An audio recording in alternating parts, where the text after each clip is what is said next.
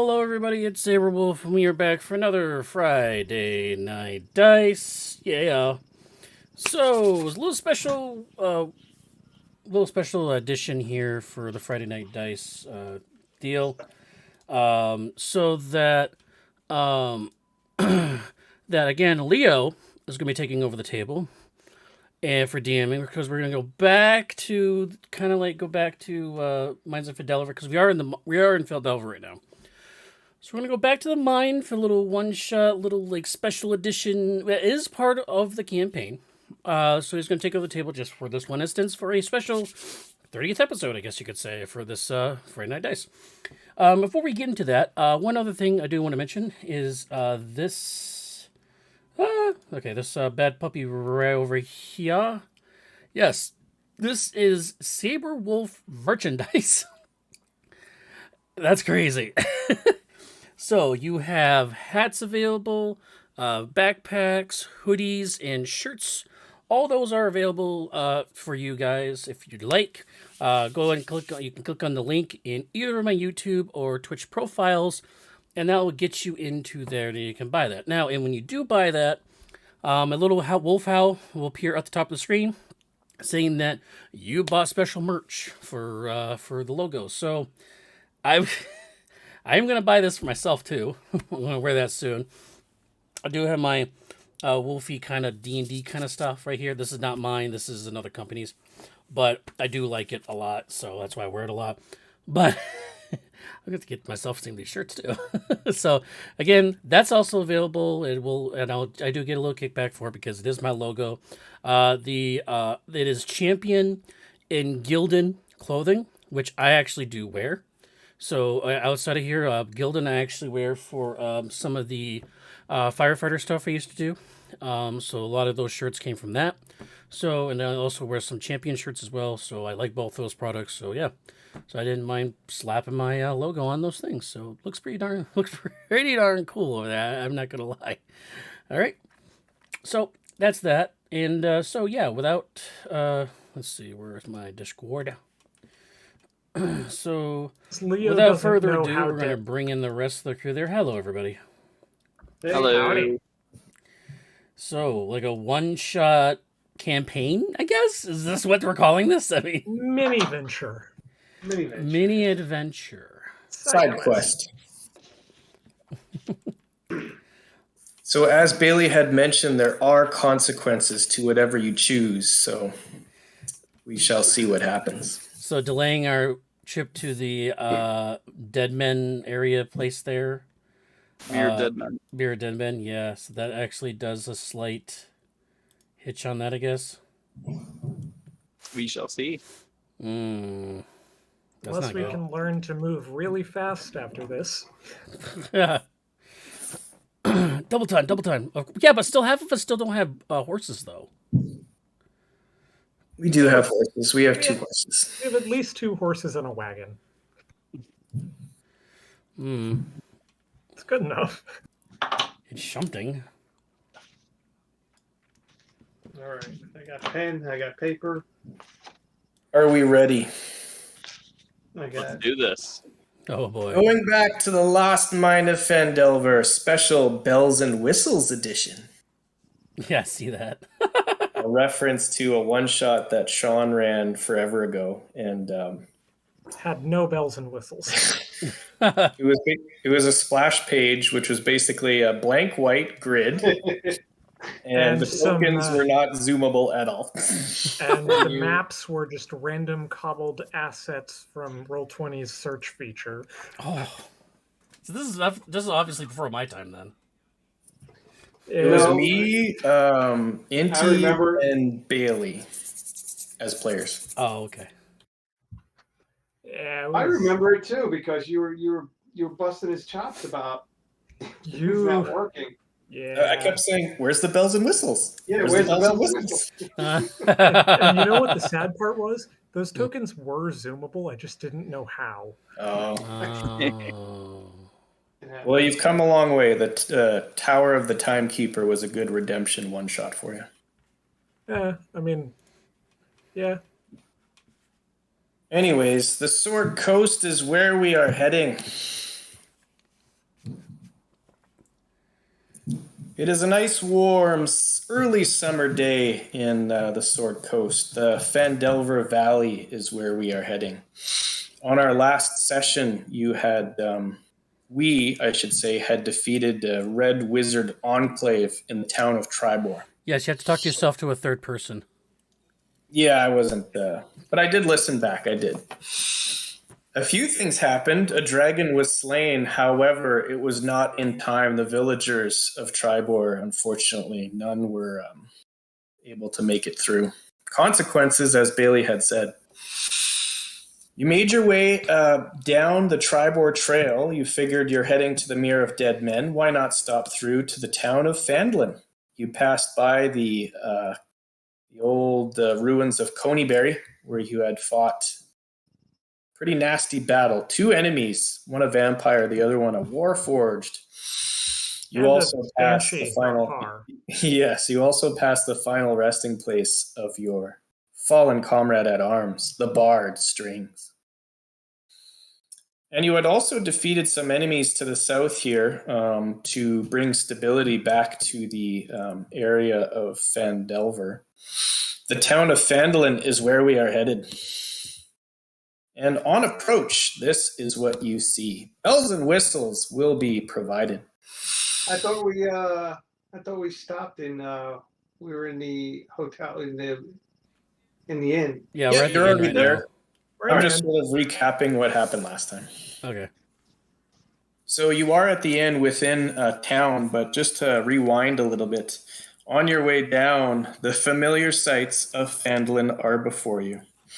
As you approach, you see children playing on the town green and townsfolk tending to chores or running errands at shops. Many people look up to you.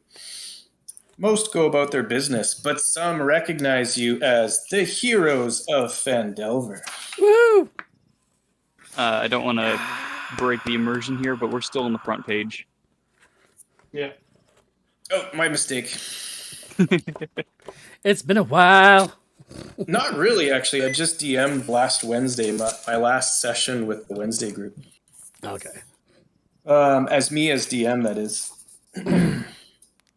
We made our way past Agatha's lair, as you can see over here. We also went through Coneyberry, Old Owlwell, and Wyvern Poor to the south. And we find ourselves inside the town of Fandelver.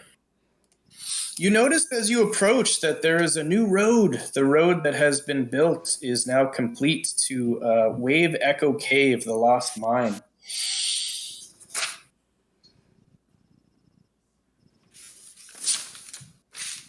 And as you find yourselves at the cozy Stonehill Inn, the usual innkeeper is there to greet you.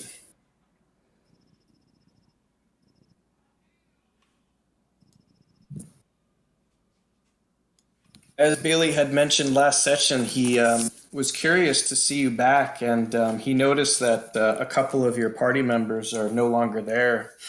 And a new one has joined, the female, the Blade Singer, Hexblade. And you have a delicious meal, just like you had remembered. There are some new faces in town. The town seems a little bit more bustling than it was before. It appears that the word of the mind reopening has spread, and all sorts of folks looking to seek prosperous endeavors in this town, whether it be miners, tradespeople. Definitely a few new faces, but as you finish your meal, you do have the opportunity to have some of this lovely wine Harlequin has brought. And Saber, you had mentioned that in exchange for a sturdy, fine steed, you were willing to take 3 bottles of this wine. Yep, I take 3 bottles of the wine, I turn around and give 2 of them to the innkeeper. Nope. And then Adrian is going to, if there is a bottle of wine anywhere in the town available for purchase, he will buy one for Harlequin as repayment for a certain health potion she had to waste. Oh, I see. Well, you are in luck. The barkeeper just got 2 new ones in stock.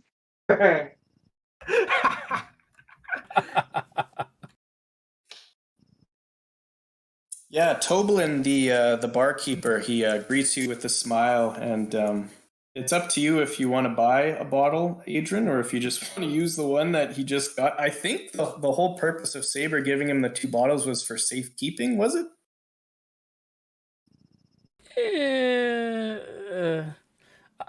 Ryan has no use for that much bottles of wine, unlike the lush Harlequin has. So, Well, and Toblin's a good friend.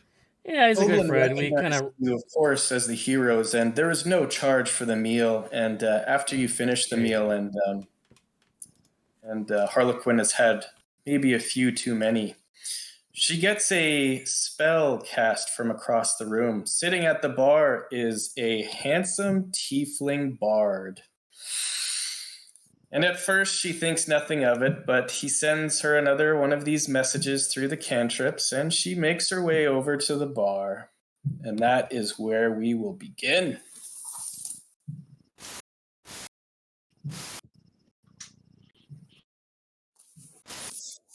The comfy Stonehill Inn is at the center of town mostly, and it's a largely newly built roadhouse of fieldstone and rough-hewn timbers. The common room that you find yourself is filled with locals nursing mugs of ale or cider, all of them eyeing you both with curiosity and some with admiration. wait. The crab is sitting at the table with us. Of course. Yeah. Why wouldn't it? Okay, Wolfie had to sit outside the building. Okay, Wolfie Yeah, but he was was a also a dog. medium-sized creature. Yeah. Laverne And? is tiny. racism to wolves, I tell you. And ever since Crab Laverne has been in that form, Ray the Owl has been giving him glances the whole way to Phandalin. Laverne is not opposed to taking owl wings as a late night snack. All right. That's cannibalism. He used to be an owl. Technically, they're both demons or fiends or whatever. Yeah. Fake or whatever. Fake. I would Yeah. assume Fey or Celestial. Mine is a demon, though, the bat. You don't say. Go But figure. sometimes Ray kind of sends you a message, Tolv. Can I? Can I? And you're like, no, you better No. not. And then Crab Laverne, not too smart, but he kind of gives the owl a couple of snaps. Just as a warning, stay away. Not And, too intelligence of 1. As you notice, Harlequin is sitting at the bar and she is speaking to a rather dashing, handsome-looking fellow. It appears to be a tiefling bard. Well, it's tiefling. It's a bard. But it's not dashing about that. I mean, seriously. The last time we were here, we had to deal with a succubus. Now we're going to have to deal with an incubus?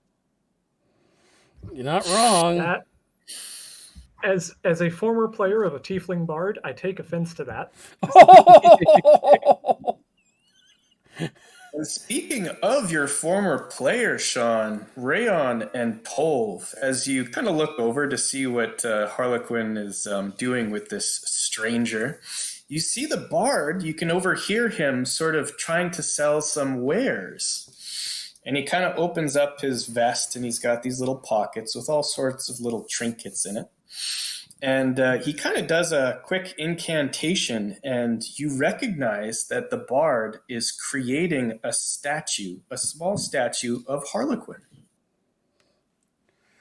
Laying on a little And it thick looks there. very similar to the types of creation magics that your former companion was able to conjure.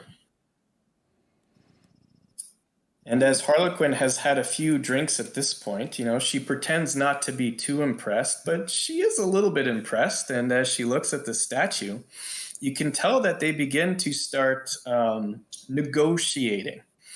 And you're not sure what they're negotiating about, but it seems as though this tiefling is trying to try to convince Harlequin that he can create not just a sort of mundane statue made of wood or basic stone. He can create many different things. And she's kind of stumbling with her bag of holding, and she takes out a purse of coins, and she kind of spills it on the counter by accident. And you can tell that they're sort of negotiating, and he's putting on some charm, and she's pretending not to be interested, but she is. Adrian, do you want to check what they're doing over there out? Should I? It seems like she can handle herself. Okay. And Tolv, as you and Ray are sitting there, you can kind of hear outside of the Stonehill Inn, it sounds like there's a couple of possible caravans approaching. And a moment passes as the caravans stop nearby, and then you begin to hear some shouting. And then you hear some footsteps. Boom, boom, boom, boom. And then bursting through the door, these three gentlemen walk through, holding a dwarf in the middle who is having some trouble standing at the moment. As they burst through the room, you can see that Gundren, which is the middle dwarf, he's the one that you actually rescued from a goblin enclave, Cragmaw Castle. Nundro, his brother, is holding him sort of one arm over the other, and Sildar, you recognize, is the member of the Lord's Alliance that you also rescued from goblins from a cave. We need help, Sildar yells, and Gundren, you can see that he's got a makeshift splint on his leg. What do you do? Continue drinking and eating. I'll go over and see what's up. What's going on here? Gundren screams out in pain. Ah, my leg, he yells. Sildar gently puts him on the ground, and then he recognizes you. Is it you? It's been so long, he asks. It is I. Please, do you have any healing for my friend Gundren? Healing? I'm really not that kind of cleric, but let me see what I could do. And you notice this woman, she dexterously jumps over the table. No need, she says, and she's wearing sort of light armor, and she's got a bow strung across her back. She looks to be some type of ranger. She says, step aside. She has no idea who you are, but she sees that there's a person in need, and she is going to cast a Cure Wounds. Ooh, maximum healing. And as she does so, Gundren, it still hurts, but thank you, milady, he says. And then they sort of put Gundren over here on this little stage where Strings once performed, and then Nundro tends to his wounds. And Sildar says, thank you, milady. She goes back to sit, and then Sildar approaches you. It is good to see you again, but I'm afraid there is trouble at the mine, he says. Oh, not again. What's up? What did you do this time? Nundro, he's tending to the wounds of Gundren's leg. Ugh, I got trampled, Gundren yells out. Nundro is like, save your strength, brother. And you recognize these are the two dwarves. Nundro, you actually saved from the cave itself. He was captured by some drow, and you had defeated the drow and rescued Nundro. And then together with Nundro and Sildar, you then rescued Gundren. Sildar, in response to your question, he looks a little frazzled, and you've never seen Sildar in this state before. He's a senior member of the Lord's Alliance, a former Griffin Rider of Waterdeep. And as he calms himself and he steadies his voice, he says, this morning, and this is about midday, so it's a little bit after lunch at this point, after you finish your meal. This morning, he says, we were attacked. In the mess hall, there was a poof of green mist or smoke. All we heard was screams and the sounds of battle, but we could see nothing. I did my best to rescue and pull out as many mine workers and Gundren and Nundro as best as I could. Poor Gundren, he was trampled on the way out, and he points to his leg. They even got Hauser. And if you remember, Hauser was that paladin fellow, very cocky person, if you recall. He was challenging. Oh, is that the guy in the ring that challenged us? That was going to be a goof thing. Yeah. Yes. Okay. Yeah. And the way he said it wasn't like, oh, they got Hauser as in, Hauser's a good guy. It was more like impressed. They got Hauser. As you remember, Hauser was a pretty high-level paladin. When he came close to you guys, that one encounter you had with him when he was mocking you, you could tell that he had an aura about him, and it's similar to what Rayon now possesses. So he was a certain level, and what Sildar is saying is that whatever it was, it killed almost all of my men.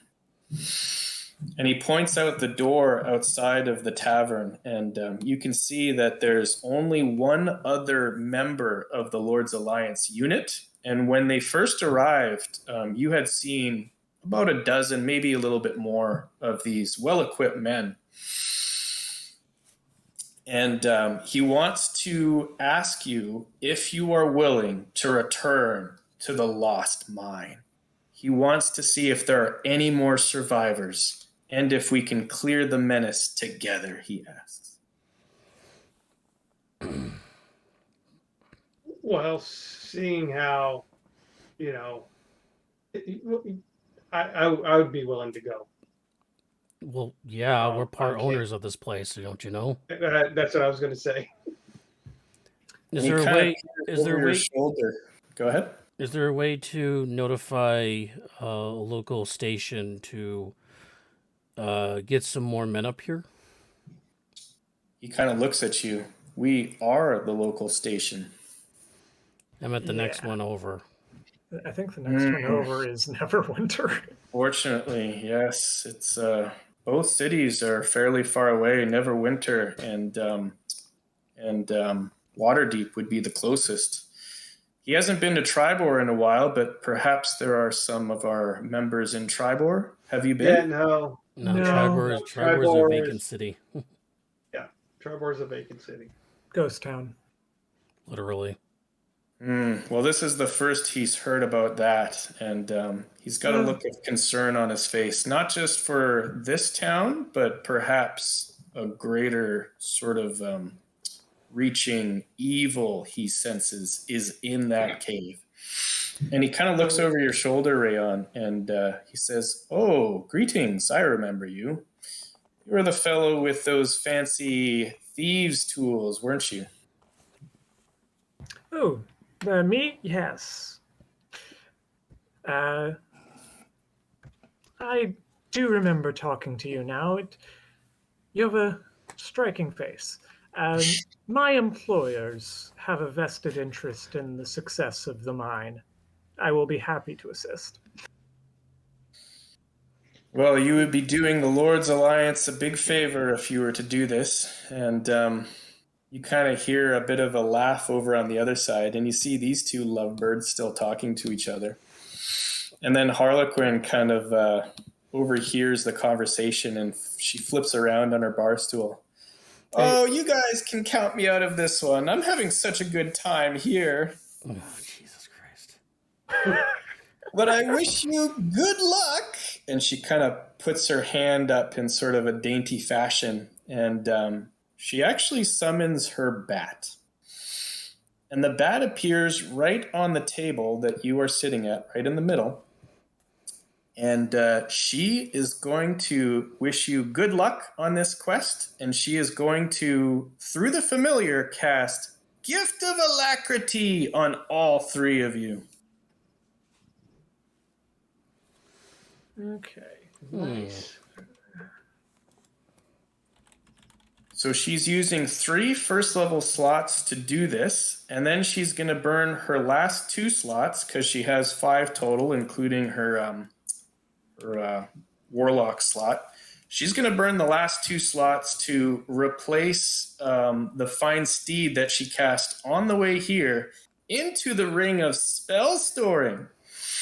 So Bailey, just so you know, she's got 1 silvery barbs. She's got 1 spiritual hammer, thanks to the cleric. And she's got 2 gift of alacrities. And then she spins around and looks to the bard again, and she says, "Do you like my new ring? Oh, God. I also have a fancy new hammer." And she picks it up and kind of swings it around and almost hits Toblin, the barkeep. Says, "Maybe you've had enough," he says. Hold on. Did we trade the hammer for the Pearl of Power? what It's you're up to talking you about? guys. I mean, she would be interested in the hammer. Well, it's not up to us, guys. It's up to you and him. Is that what you were talking about? This fancy new hammer? Yeah, it is. It is. I still need to go to the. I still need a staff. I need a quarterstaff before. Oh, no worries. Yeah, the town has one. You could have bought one already if you wish. All right. Well, because I had an idea. I wanted to go talk to the woodworker. The and staff of generic. Yeah, the staff of generic. So right now I have a staff. Right now I have the staff, but I went and talked to the woodworker, the carpenter, whoever. I commissioned him. The woodworker is actually a she now. This is a woman that you guys actually saved because the carpenter's wife was the person you rescued from the Red Brand menace. And we brought the necklace back to her. That's true. She's very grateful. So you would have definitely some sway with her. What is it you're looking to do? I wanted to commission her to build me a hammer out of wood, a wooden hammer, similar to a Thor's hammer, but not just not with all the bells and whistles. Not all the carvings on it. Just a plain wooden hammer. Why not have the carvings on it? He wants a shillelagh weapon that is. It's a club. It's basically going to read. He wants a shillelagh weapon that looks in character. Yeah, I mean, the carpenter's wife, she is still grateful for you for 2 reasons, not just rescuing her from the Red Brands and her children, but also for returning her heirloom that you had found at Thunder Tree after defeating Venom Fang. So she is not going to charge you at all for this commission. I mean, if you want to donate something, that's fine, but she's not asking for anything at all. That's okay. I'll give her 3 gold for the effort. All right, so go ahead and take off the 3 gold. Try to remember what you're doing on this character sheet so that you can do the same on the other one when you're done. I'm doing it on D&D Beyond, so I'm okay. Yeah, okay, so for the rest of you. And then Sildar is eager to leave on this quest. Will you join him? Well, yeah. I mean, Yeah. And I'll just say that it makes perfect sense that Harley would be distracted by Strings because one of Strings' favorite tricks is to make wine and offer it to people. This is not Strings. This is a stranger. Strings is is Strings Jesus? What the hell, man?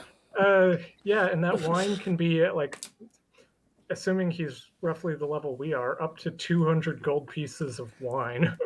So he's. So, Sean, I didn't look into this, but he's a pretty high-level bard, and I know when you had yours, you weren't able to create something that lasted, but they can create things that last permanently, right? Number of hours equal to twice your proficiency. So there's nothing permanent? I thought there was such a thing. No, but you can... at high levels, like 14 or whatever. At level 14, you can create anything regardless of cost. And is that permanent? No, but you can also make 5 of them. Okay. It's to prevent gold mining. I mean, that's intentional. Fair enough. Anyways, as you leave the bar, it is a little bit past midday. You find yourself right in front of the bar, and there is quite a crowd gathered near the Temple of Timora. Oh god. And you can see that there is a woman standing there. She looks familiar. It appears to be Town Master Garrely. And she is dealing with a small crowd of very agitated villagers and very spooked looking miners that have just come in from this caravan. And you can see her with her hands up. Please, please calm down, she's saying. And she looks a little bit like this is past noon, and she looks like she just woke up. She's got sort of messed up hair, and she looks to be all out of sorts. And you're not sure what she's up to, but it literally looks like she rolled out of bed. She's got kind of fuzzy eyes, you know. Adrian's gonna like hush low and like tap the person next to him. Like, all right, we need to make an entrance here. Well, we need to be spectacular, and he's gonna use a silent image spell to have us all appear in a poof of smoke. wow, what an entrance. You exit the tavern. There's a crowd nearby. A poof of smoke, and it catches her attention. And as the smoke clears, you sort of walk through slow motion. And some of the villagers, is that them? It is! The heroes! And then you see Sister Garrely look at you all with a bit of a scowl. Oh, and just to add to this, I'll cast Thaumaturgy to have like a trumpet playing. Okay, that's a lot, sure. Fair enough. And she looks at you with a bit of a scowl, and then her face kind of turns into a ding light bulb kind of look. And she also points to you. Yes, the heroes. They are here to solve all of our problems, she tells the crowd. And a few of them approach you and give you pats on the shoulder, and yes, she yells out, because clearly we are needed again. I look right at her.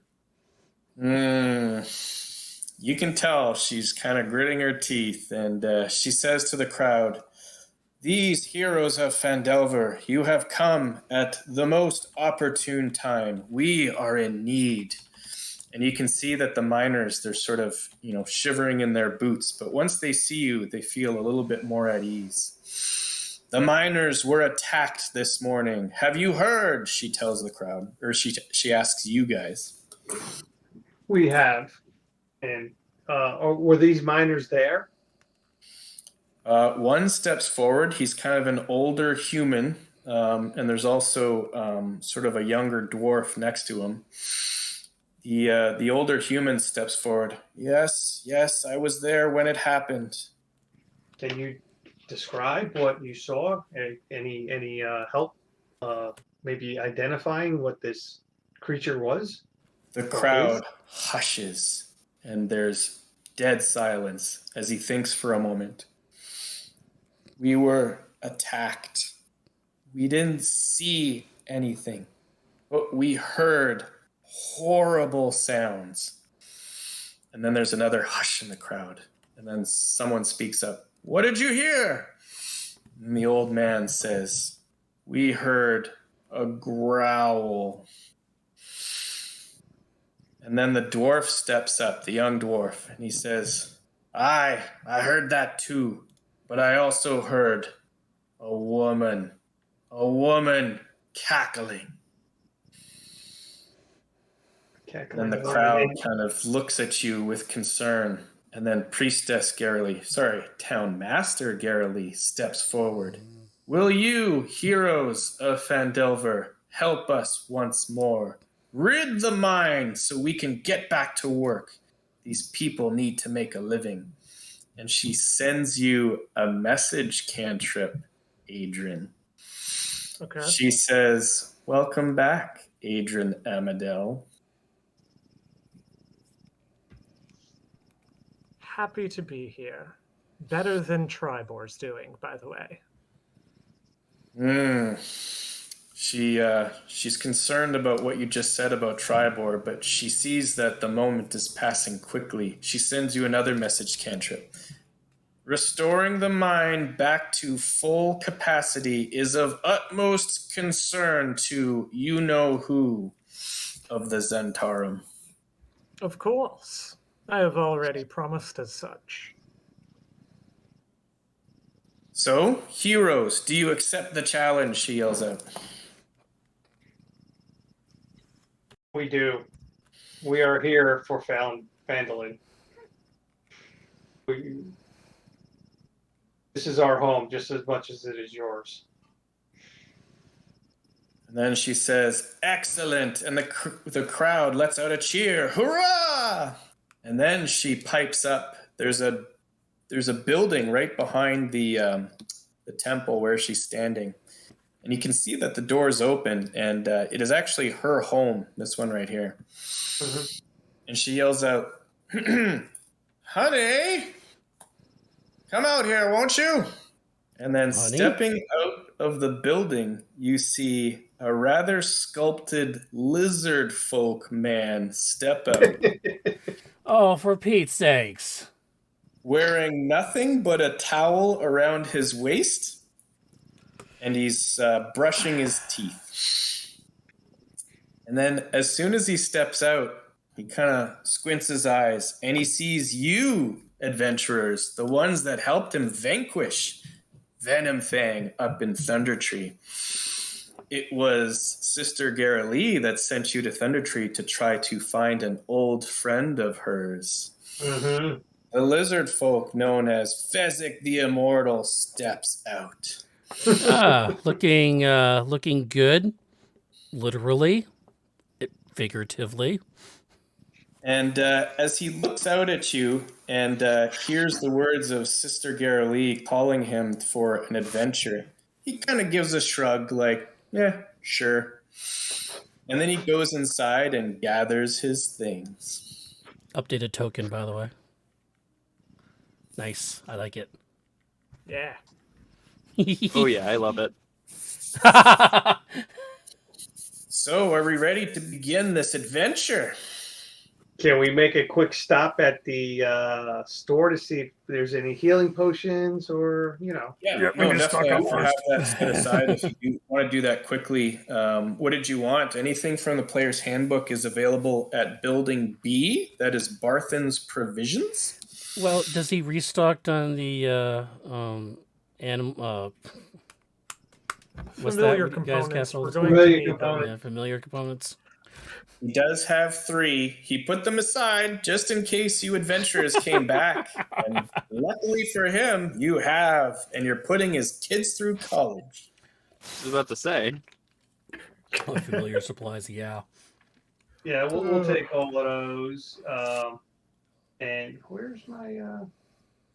So go ahead and take off the gold. Whoever's buying it, if it's just you, Tolv, buying it and then distributing it after, that's fine. Yeah, that's fine. And what I need healing potions. What are they? $50 a piece? There was a caravan that came through of merchants, and he was able to purchase only one, unfortunately. Basic healing potion. All right, I guess we'll take that. So what do we owe you? So 50 for the potion, and then 30 for the 3 components. But don't forget, we have the 2 greater potions from before. Yeah, I know. Let's clarify who has what potions. Specifically healing potions. I don't think we care about the rest. Except maybe Fire Giant Strength, but I think that just goes on Ryan. What's Fire Strength? Because I will happily take one of the greater healing potions for now and hope not to use it. So I have, my thing says 25. I don't think I have 3. So I got 2 now. 2 healing. And how much are the 30 for Basic. the components. And a potion of fire giant strength grants you incredible strength of 25. 22? Maybe I'm looking at the wrong one. Stand by. Fire giant is 25. Is it 25? I know because I gave a party nothing but fire giant strength belts Oh once. my goodness. It is 25. Rare potion. You're welcome. I thank you.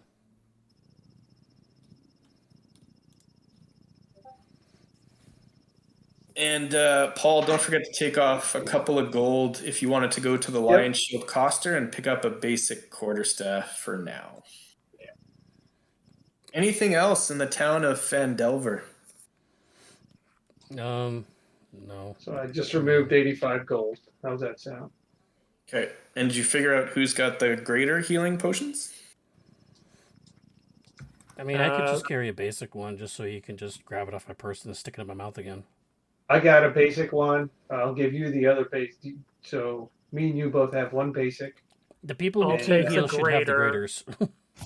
What's that? And I guess Harlequin has the other greater. Technically, I guess. I wouldn't mind holding on to one. That's all I have for healing, so. At Just least that don't way give we it to can. the bard. Don't give Yeah, it to. I might. He's pretty handsome. No. Be good. And remind me if the gift of alacrity, it's a D8 to your initiative, okay? Don't let me forget. Yeah, we Yeah. gotta. Did you figure out how to do the macro for that? Yes. Why do you need a and macro? Just roll a D8. Everything's a Uh, macro. For this, I'm going to let me roll an initiative check real quick and see if the math works. Oh my god. And okay, no, it's fine. We'll just do it normally. Yep. Well, All right. and then add Thank it you. afterwards. Well, then you have to add it for Anyways. every single one of us afterwards, though.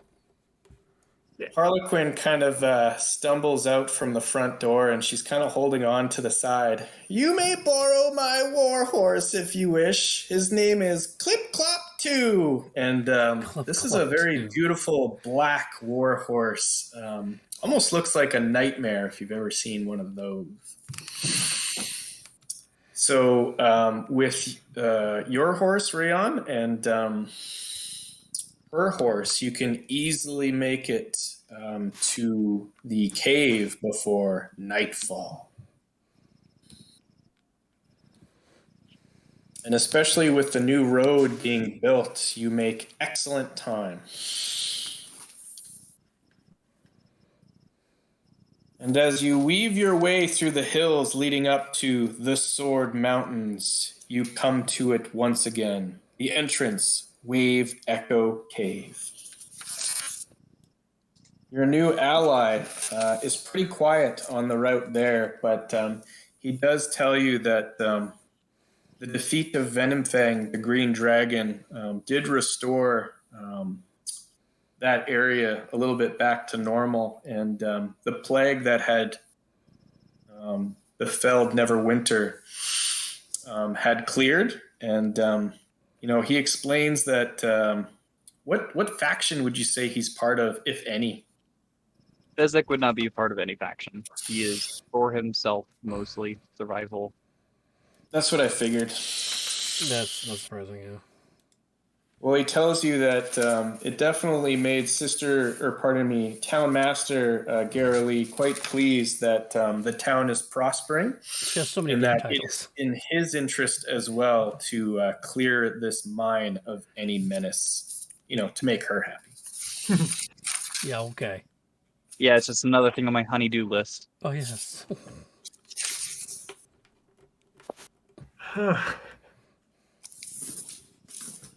So, Fezzik, killed any more dragons?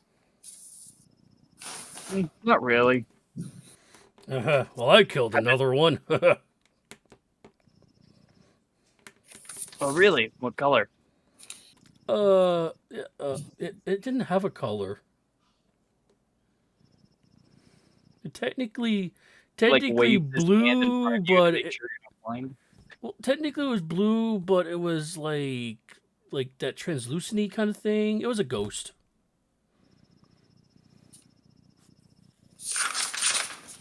Fezzik thinks you had some interesting substances then. I feel like Fezzik would be hard to impress. Oh, yes. And you do Especially if know you that called Fezzik Fezzik did like shiny little baubles and that type of thing. And you I mean- notice that this sickle, you didn't recognize it before, but it is a very nice sickle. Is it a sickle? Yes, it is. Is it a moonsicle?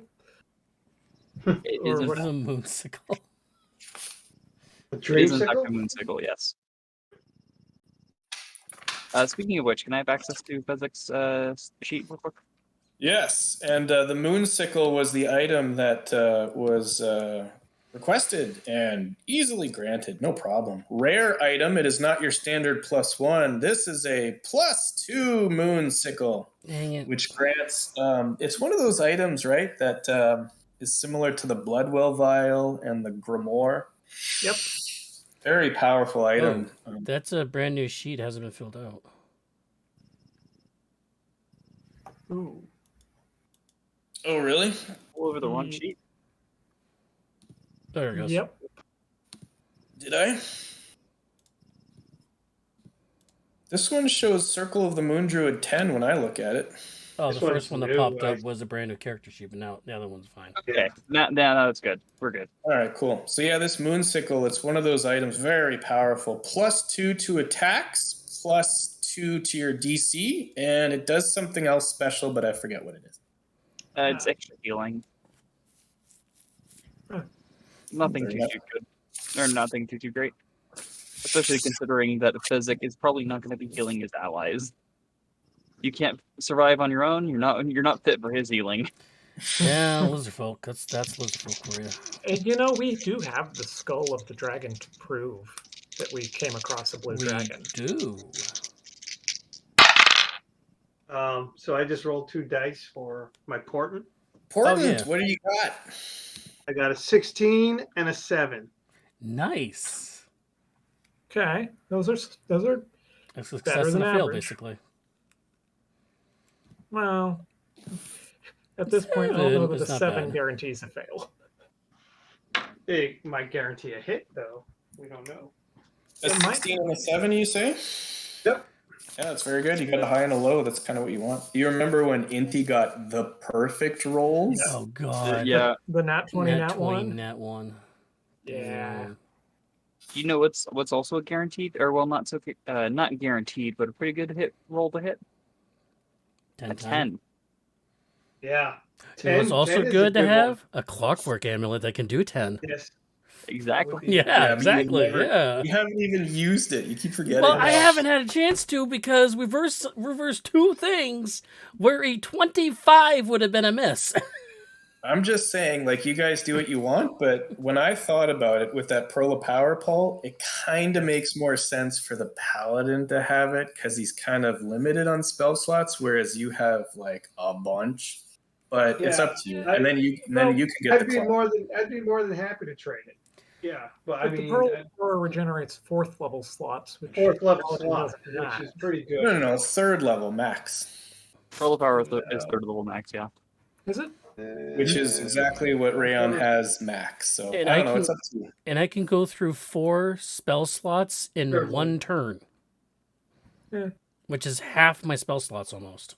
In 1 Pearl turn. of Power, if the expended, 3rd level. Yeah, 3rd And I level, cannot yeah. get him, and I can't get him back during a short rest like the rest of y'all can. I I guess. can't get it. Yes, you Makes sense. can. Yes, you can. You can get 1 spell slot back if you burn your channel divinity. He ruled against that. No, did- you're confused. He did not rule against that. Okay. Right, Bailey? No, I did. I he remember. did. I forgot about it, but now I remember the reasoning. I didn't like. No. I remember. You ruled against him splitting up that 1 spell slot. You did not rule against him getting a spell slot.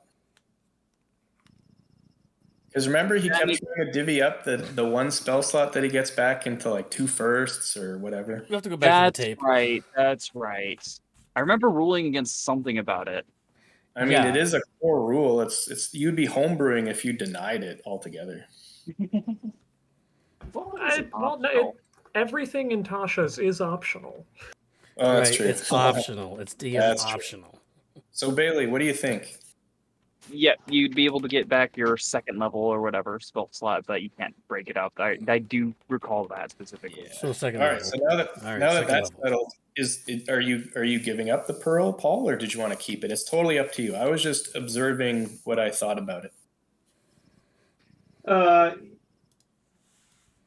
Yeah, if you want the pearl, I'll take the clock.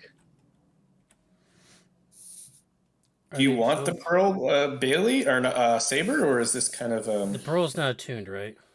Yeah, of course It it is. is. It is. I can't use it. Yeah. Well, I can't choose The clockwork trade out amulet the is not clock. attuned. the The clockwork clockwork amulet is is attuned. I'm Is looking right attuned. at it. It says Is it not? no. It's not attunable. Oh well, I can't give up the pearl then. I need a attune. I have I 3 thought it was attunements, attuned. and the clockwork amulet is not attunable. I could have sworn the clockwork was attunable. No. Yeah, me too. Actually, I thought it was, and I created it. Yeah, It is attunement. It is attunement. Yeah, because I'm like, all right, you've got the Boots of the Winterlands. Yep. You've got Oh, I'm the, looking at it through. Sword of the I'm Master. looking at it through XGE. Oh, All right, well, don't you're look at it looking through at the there. wrong one. That's the official one. This is the one that Leo gave us. This is The one homebrew. Leo gave us is worse than this one. Then. I don't know what you're looking at, Saber, but this is the clockwork amulet. So, can we move on? Yes. So Very good. yeah. So, is the clockwork? Do you want it, Paul? And then that gives you 3. Yeah, I'm fine with whatever. I'll Just do. give me the pearl. It's fine. What do you Sorry, mean that's you take fine? It's like an improvement of 100%. I know it is! Yeah, I know. I'll I take know, right? the pearl. I just got the clock. I'm not going to update my sheet. I just know that I got 3 things and I got the clock. Oh, All right. Saber, And that's Saber, a you're third getting level a slot you lightning said bolt. for that? What's that? This has a third level slot, right? Third level Oh, it max. depends. Yes. Yeah, third level Third max. level max. Okay, once per day. All right. Versus the clockwork amulet, which you haven't even used once. All right, let's move on. Because You nobody else approach- was going to use it. Or nobody Paul's could use using it. it like effectively every time. Yeah. Cave entrance. Are we ready? Yes. The entrance tunnel, the familiar entrance tunnel, leads into a large cavern. Outside of the entrance, you can see that there is hastily left sort of mining equipment. And you can see that it is quite more developed where the road leads to the tunnel. And you can't tell how far they've come along, but you can actually see that there is a wagon that actually has some silver ore. And maybe you can actually see that there's some adamantium, a very small amount, but just passing by it, it looks like they've come along quite a ways since the last time you left this cave. Sweet. And the corridors are a little bit windier than usual upon your entrance, and this is what you see.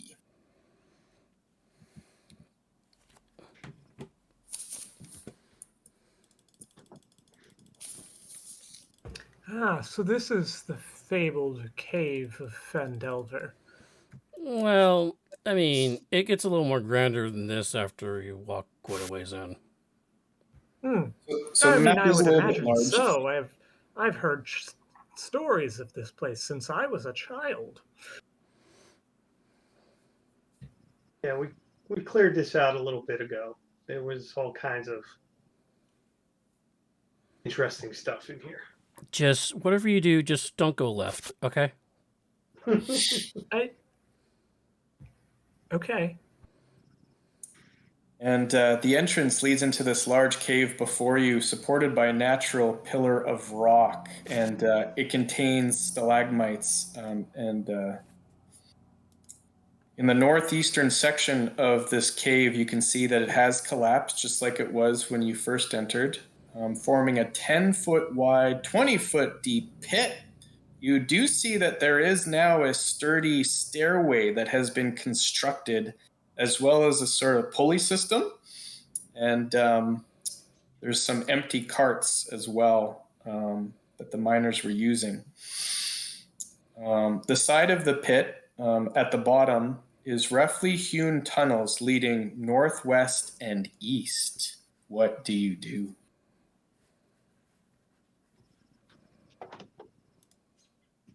Well, Fezzik's going to move forward. Let's get this job done.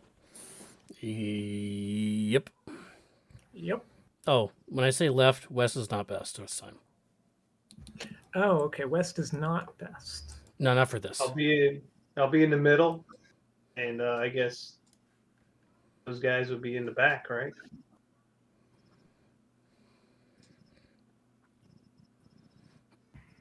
And who is going to descend the stairs to the bottom of this 20-foot pit? Yeah, probably Ryan.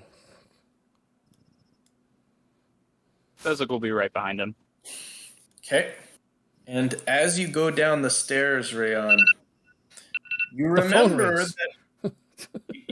rings. that there is a sort of a geyser type system, thermo. I don't know what you would call it, that sends these shock waves of thunder. Every 15 minutes or so, you can hear this, which is a natural geyser system that runs on the other side of the cave. Oh, yeah. Which sends sort of the shock wave down. And as you're going down the stairs, you don't lose your balance or anything, but one of those shocks, the rumble, comes through the cave, and you make your way down to the bottom. It is quite windy in here compared to last time. There's a strange sort of a whistling noise, and you can kind of see off to the right. There might be something or someone down there. It's very hard to see from where you're standing. All right, well, I'm not going to go left anyway, so I'm going to slide around this way.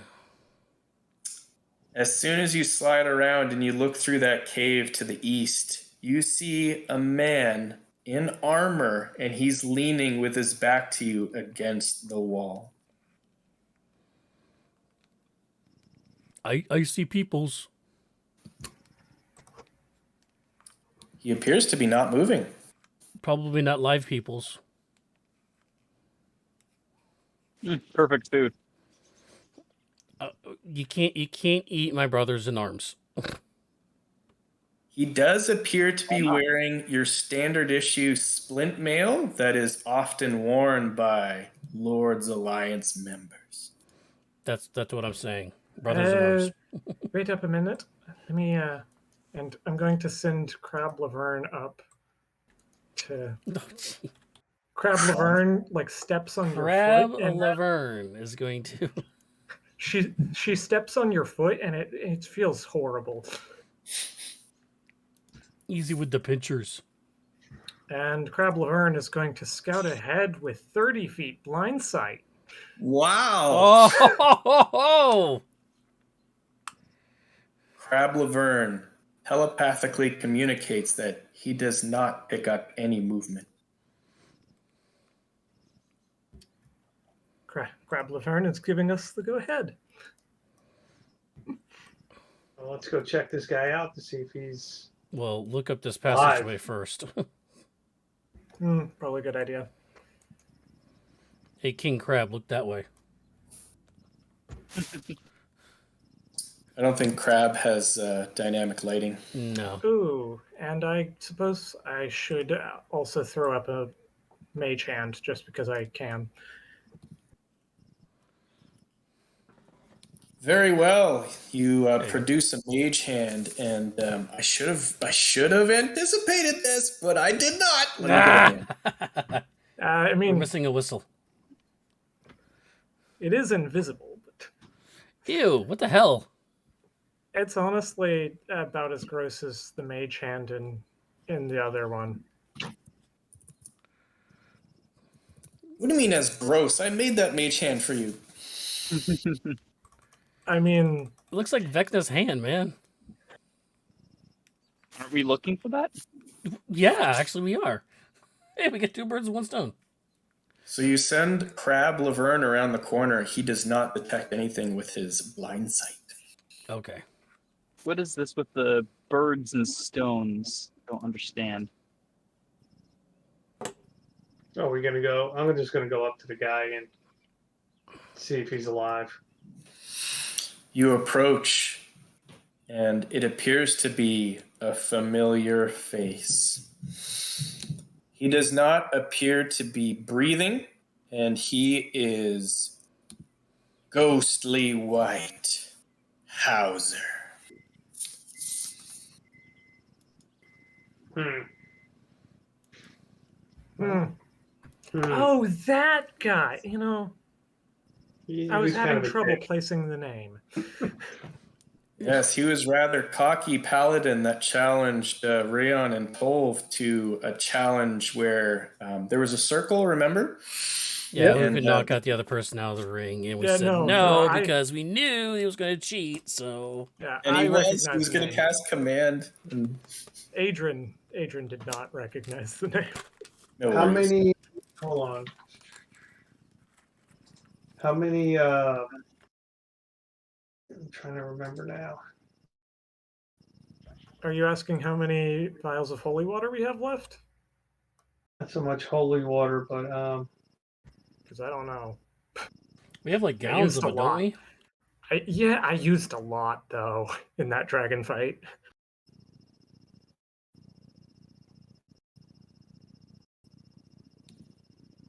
we have 1 scroll of revivify.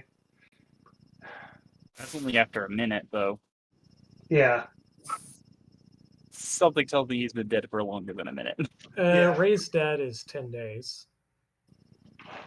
And what's your passive perception, Tolv? Oh, my passive perception is only a 19. Oh, only. You notice 2 things as you examine this body. 1, there doesn't appear to be any wounds on him. He appears to be stricken in fear, stiff as a board, leaning against the wall. You also notice that aside from his standard issue armor, there doesn't appear to be anything of particular value on his person. But you do notice on his hip, he appears to be carrying a potion. It looks to be a standard potion of healing. I'll grab it. I don't think he's going to need this anymore. Seems like he could have used it a while ago.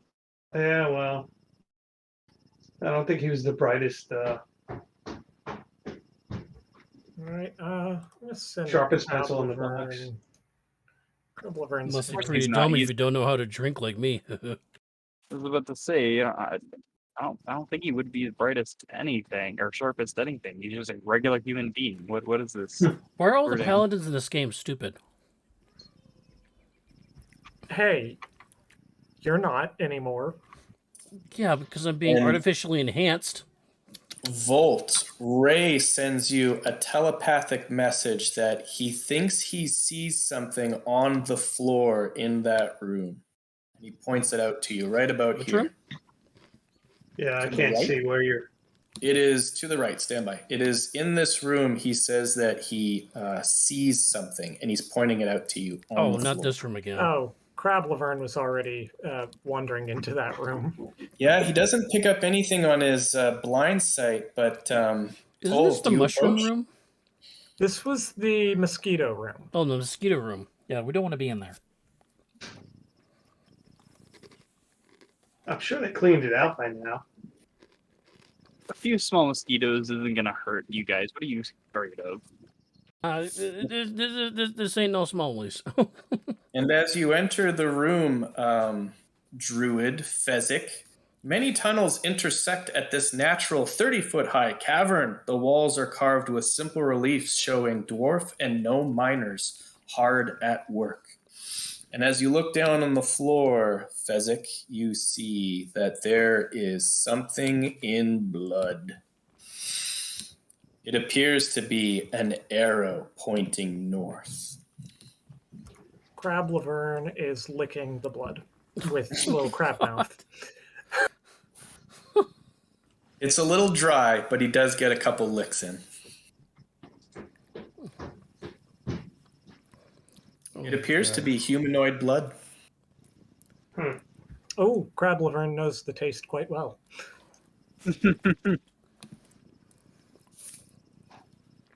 What do you do? Well, we're just kind of moving our way through to the back of the mine, right? So Sildar had mentioned that they were attacked in the mess hall, and that Yeah, is a that's- room that you remember being at the center of the mine. I honestly don't remember the mess hall, actually. I'm Was sorry. the mess hall the one with all the ghouls? It was. Okay. Yeah, then it's the room right in front of us. That appears to be actually a barracks if you were to get a little bit closer. Really? Because there Big were 2 rooms with ghouls. Big map. Yeah, I remember that this Very big. area was like all the sleeping quarters and stuff down here. Fezzik, as you turn the corner, you see another pool of blood on the floor in the shape of an arrow. It looks like we're being invited in. Yeah, clearly somebody was waiting for us. You guys run a really weird mine. Well, I mean, obviously, blood arrows are not going to be showing dwarves and humans where to go. Also, take we a don't look- run the mine. We just, they just own it. in Well, we part. own it too. I mean, Oh, if you take a quick look in this room, it is a barracks. Ignore that dead corpse in the middle. It's no longer there.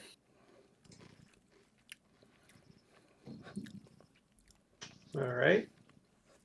it's just the chalk Sounds like it's outlining of the incredibly corpse that was there before. How well lit did the miners have this place? There is the occasional torch lining the walls. However, you notice that they have all been extinguished. Oh, well, then Physic can't see jack shit. So in what here. light do we have down here? Nothing? Wait, do you not have dark vision? Physic does not have dark vision, no. Okay. Huh. Lizard folk do not have dark vision. They can hold their breath for 10 minutes. Well, so can I. So, Fezzik, do you wish to produce a light source? I'm trying to see. I was actually just looking that up. I do have produce flame. Yeah, I don't have light. I didn't take that. Just grab a torch and light it. Yeah, produce flame doesn't do much light, so yeah, I will produce a torch. Very well. Wait You a minute. have vision of 20 feet, I believe, and then another 20 dim, right? I believe that is correct. So keep that in mind for range purposes. Try not to forget, okay? Sounds good. And I'll be lighting torches as we go. It'll last enough, I think. Volt, So I think as it you should- take one step into that hallway, you hear another rumble. No doubt from the geyser. However, the last time that you were in Wave Echo Cave, this was like clockwork. Every 15 minutes or so, the geyser would go off. However, you've only been in this cave for about 10 minutes, and it has already gone off twice. Okay. So that's not good.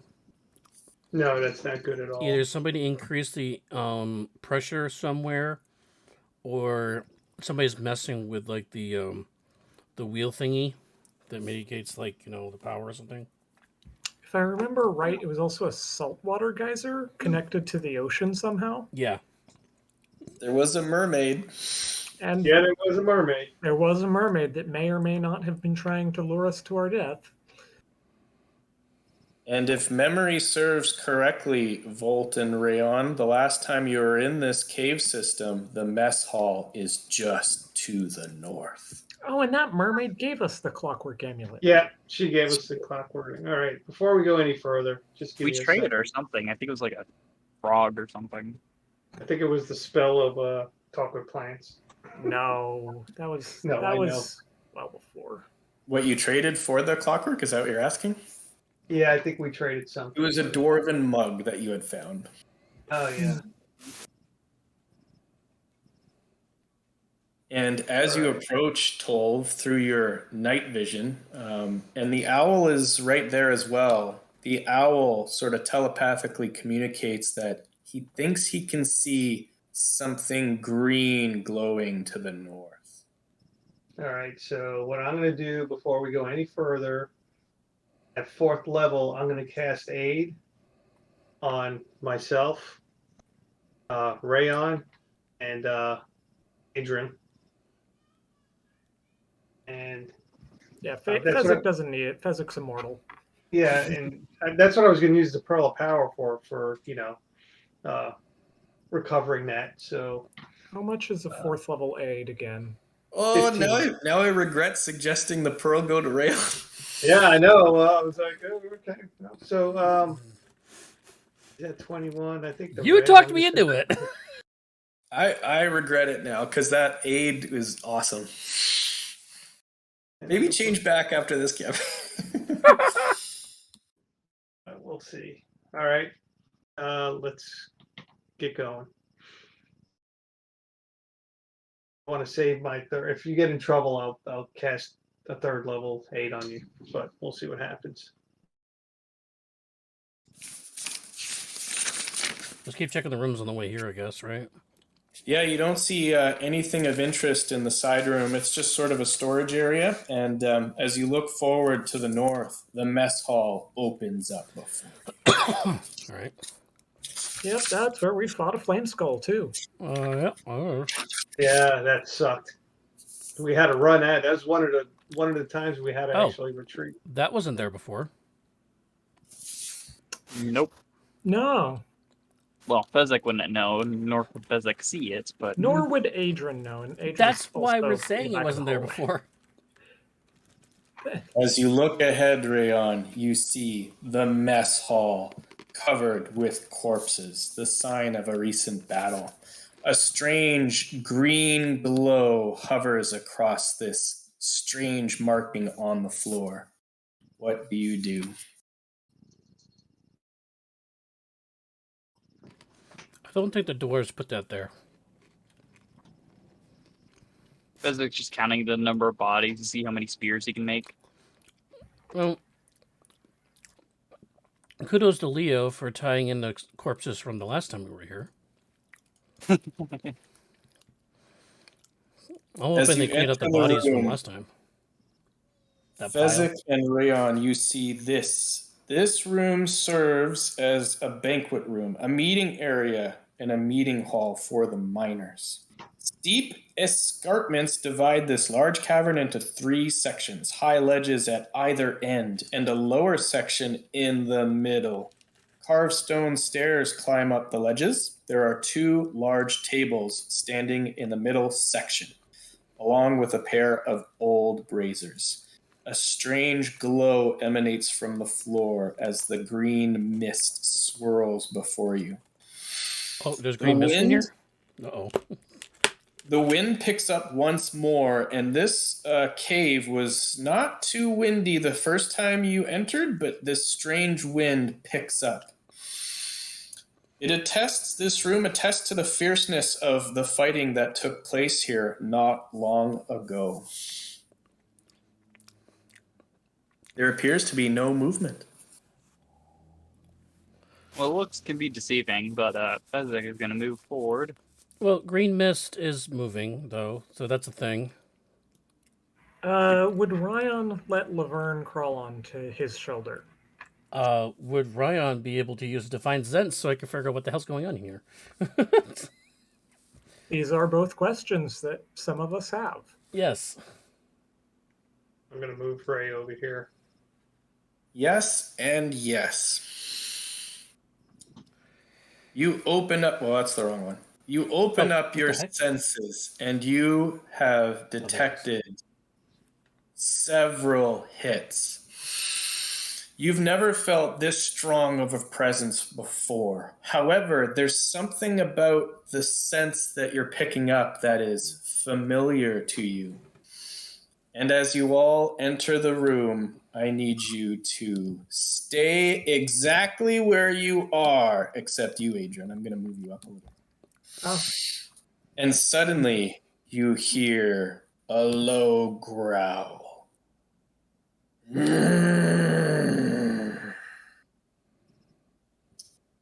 And right behind you, Adrian, whoop, a force barrier comes up right behind you. Yep. It is a sort of a green hue to it, and it appears that it is blocking that way. Yep.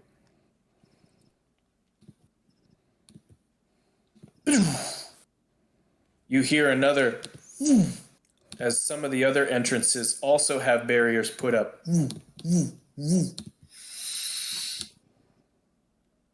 And suddenly, this is what you hear. A deep voice in broken common says, "First you destroy my shrine at Cragmock Castle. Then Oh, God. You kill my people in cave at Wyvern Tor." And suddenly appearing, forming from the mist itself, floating above the table, you see this. The One-Eyed. The avatar of Grumsh himself floats there almost godlike. He is wearing spectral black plate mail. He has a huge spear attached to his back. The spear, the tip appears to be dripping in perpetual blood. He says, "Made other deal with Archdevil of the Ninth. This cave will never be yours." And suddenly, by his side, stepping out from the ethereal plane, you see this. Strings. Strings. No, Elsa the Succubus. Oh, it's Elsa again. Oh, that's nice. And she looks Still got at the you, Volt. She says, "I'm back." Still got her Oh, teeth, come on, right? Elsa. You of all people should know how to let it go.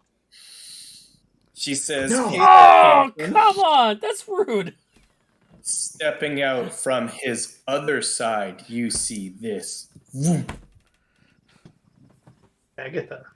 Oh, Agatha the Banshee. And Oh, she man, looks at you, Rayon. "I will get my revenge." What?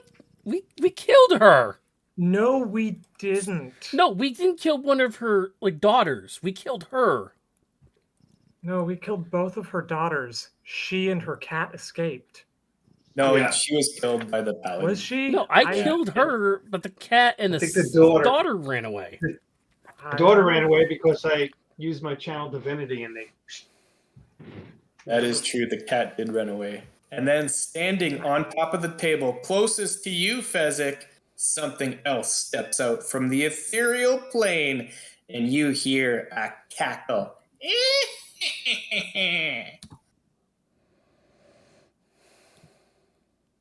The Night Hag. And she looks at you, Adrian. "My Fey child, you will be mine." And the avatar of Groomsh takes flight, rising to the top of this room, about, we'll say not to the top, about 15 feet up.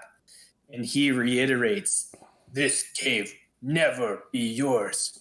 Prepare to join your friend in hell." And he says hello, by the way. Ha ha ha! I need you all to click on your tokens and roll for initiative. Oh, God. Well, the last time we fought this kind of groomish We got guy, he blew advantage, us all up. We add a D8 to our roll. All of us? Mm-hmm. I Well, don't think, not Fezzik. not Fezzik. Big roll for initiative? Oh, wow. They go on a 20. You guys need that gift of alacrity right now. Well, Fezzik doesn't, because I got a 22. Somehow, with a +5 and a 3 on the die, on the D8, I still only get a 10. I got a 21. Oh, you just made it. Gift of alacrity comes through. You're gonna have to set it. I rolled a 3 and I rolled a 18. They will go on a 20. 22 is the highest as we sort the turn order, and you all see Agatha take a deep breath. Top of the order, Fezzik the Immortal. Your allies have brought you into this cave. You see this monstrosity before you floating 15 feet up in the air. Ground level, you see Night Hag on the table, Elsa the Succubus on the floor to the left, and Agatha on the right. What do you do? Well, first off, Fezzik is going to growl and then say, I wonder, I've never had god meat before. I wonder what that tastes like. And he's going to cast Confusion on Agatha, the Night Hag, and the Avatar of Grumsh. Oh, I hate confusion. Each creature in a 10-foot radius sphere. Huh. Very good spell. Okay. Confusion, is it a charm? Confusion is good because it is not a charm. Otherwise, Hypnotic Pattern would always be better. Yes. Very good spell. Okay, let's start with Elsa the Succubus. Is it a wisdom? It is Wisdom, yes. And what's the DC, sir? DC is 18. 18. Elsa will go first. And she succeeds. Night Hag will go second, and she does have magic resistance. I don't know that Elsa was even. Oh, the resistance comes through. Oh, thank goodness. Confusion is so nasty. Agatha, can she be confused? I'm sure. Yeah. Pardon me, let's see what she's got for wisdom. It's not bad. It's not great. It's a +2. Ooh, she needs a 16 on the die. And she fails. Oh no, not Agatha. She was about to do her whale. Yep, that was the one that I really wanted to get confused. Well, good on you. She is confused. Damn it. Avatar. We don't of have Groot. silence. He looks down at you, druid. Your magics are useless against me. And he succeeds. Wow. So you are concentrating on this, correct? Yes. Agatha has been confused. Anything else on your turn? Yes. We are going to wild shape into... Learned your lesson about wild shaping at the start of combat?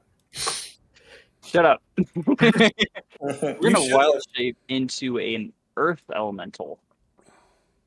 Earth Elemental! Moon Druid level 10. Not your normal form. He can go elemental. As you all are a little bit surprised to see this huge form appear. And you should have control of your elemental. Can I have the stat block? Yes, I will do that for you as well. Ooh, this is the form that he appears into. Look at that artwork. Beautiful. That's a good one. Yeah, that's pretty good. So you do have your movement. Anything else on your turn? No, I'm just going to move. If you can move him, you should be able to. Yep, I can move him. I was just looking at the stat block real quick. And We're gonna Volt, get ready because your turn is coming up. We're going to move next to the hag. I don't know what Oh. state he's in. Wow, you're going straight in. It's Fezzik. What do you mean? All right, so you go straight into the fray. Very good. Elsa looks at you, cleric. Yoo-hoo! Go ahead, Volt. You are up. So I don't know if this is going to help us or hurt us. Okay. I am going to cast Fog Cloud and just darken this whole freaking area. Oh my god. What level fog cloud? Oh, First please, level. Round, get rid of Okay. that right away. What's that? Fog cloud, here we go. Hold on. I need a 40. It's 40. Let me display. Yeah. Never cast this before. But I want it like, I want to just all them out over here. So I don't know if we could just get this, this whole area. Someone want to measure this to see how big this is? It's 40 diameter, right? Yep, 40 diameter. All right. And where did you want to place this sucker? I want it over them so they can't see us. Okay, so you guys are out of the fog cloud? Yeah, we're out of the fog cloud. Right about So- there. How about that? Move it up a little bit more. A little bit more. Yeah, I guess that's good. And as a bonus action, I'm going to cast Shillelagh. Oh, there it is. Oh, wait, can you? I don't think Yeah. you can. Okay, It's a cantrip, so yeah. Cantrip. Well, I'm just saying he cast like a spell, right? Like a leveled spell. You can cast a leveled spell and then a cantrip as your bonus action, or vice versa. As long as it says it's a bonus action, which it is. Okay, cool. I thought it was cantrip and bonus action. I agree with you, Leo, but I'm not gonna push it.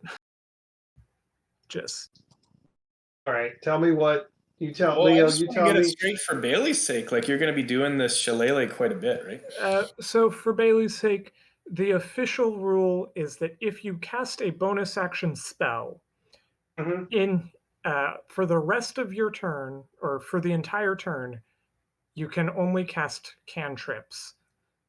Yeah, that's for So sure. if you cast a bonus action cantrip, your action also has to be a cantrip. Did you want to do the bonus action Okay. cantrip next round, maybe? Okay. Yeah, that's what I'll do. But I'm going to move. So I'll move 5, 10. And as soon as this huge sphere of fog, are you going to aim it ground level, or are you going to have it off the ground a bit? I mean, I even want to get ground Gurmit. level. How high is Gurmit? He should be in it, right? So yeah, the room's about 30 feet high at its highest peak, and then Groomsh is about 15 feet, and he is fully immersed in this He's fog fully cloud at the immersed in moment. it. Yeah. Yeah. So. So you could have it up in the air so that it reaches the ceiling. Yeah, it's going to be everybody, and I'll see what I'll do next time. All right, and as you cast your spell, Groomsh yells out, "Ha ha ha ha!" Is that the end of your turn? Yeah. I see you, priest, he yells out from within the cloud, and he is going to stay in the cloud. Banshee was going to do her big wail, but she has to roll to see what she's going to do. I want to do that last. I want Groomsh to go first. And suddenly, after taunting you, priest, he is going to let out a horrible war cry. And you all feel quite a fright as he yells out, and he is going to require anyone that can hear him stand by. Each creature within, I'll just say his choice, needs to make a DC 18 Wisdom savings throw. Uh-oh, rogue. Yeah, I'm going to use my inspiration on this one. You also get +3, don't forget, Rogue. Frightful presence. Even with the +3, I'm going to need the inspiration. All right, we got inspiration from level up. Oh, the DC was 18. That's before the +3. That's 19, buddy. Very nice. Oh, Fezzik. You have been frightened. So what does the frightened condition do? Nice. You cannot move closer, and you have great. disadvantage on attack rolls and ability checks. You can try to repeat your save, Fezzik, but right now you have been frightened. And Paul, wisdom save. I'm debating if I want to use the clock or not straight away. I might need it later. I mean, I'm going to roll. We'll see. Yeah, that's a 13, so that's a 23. Very nice. And Did you see that?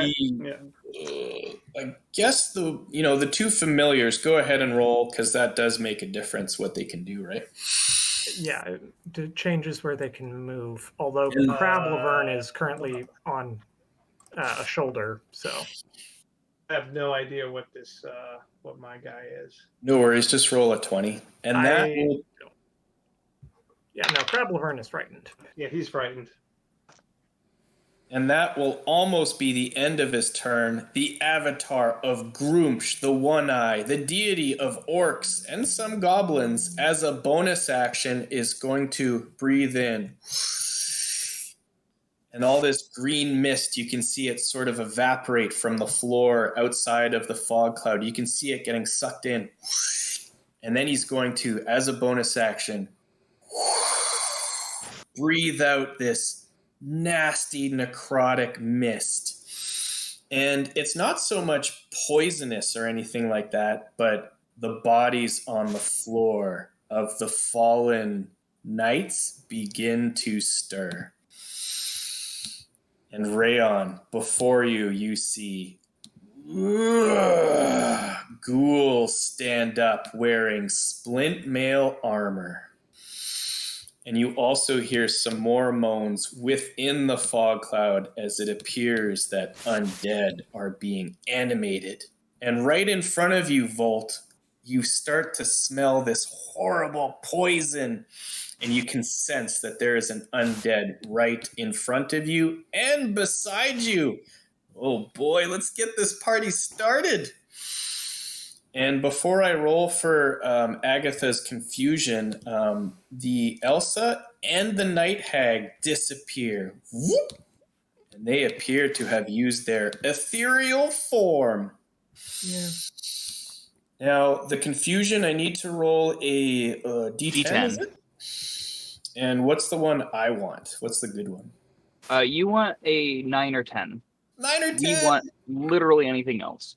Oh, no, I got a 2. What does that do? I don't think you do 2. anything. The creature doesn't move or take the actions this turn. Oh, Agatha's turn, her whale. It is still there, but she is confused. She will get a chance to roll the save at the end of her turn, which is right now, right? Correct.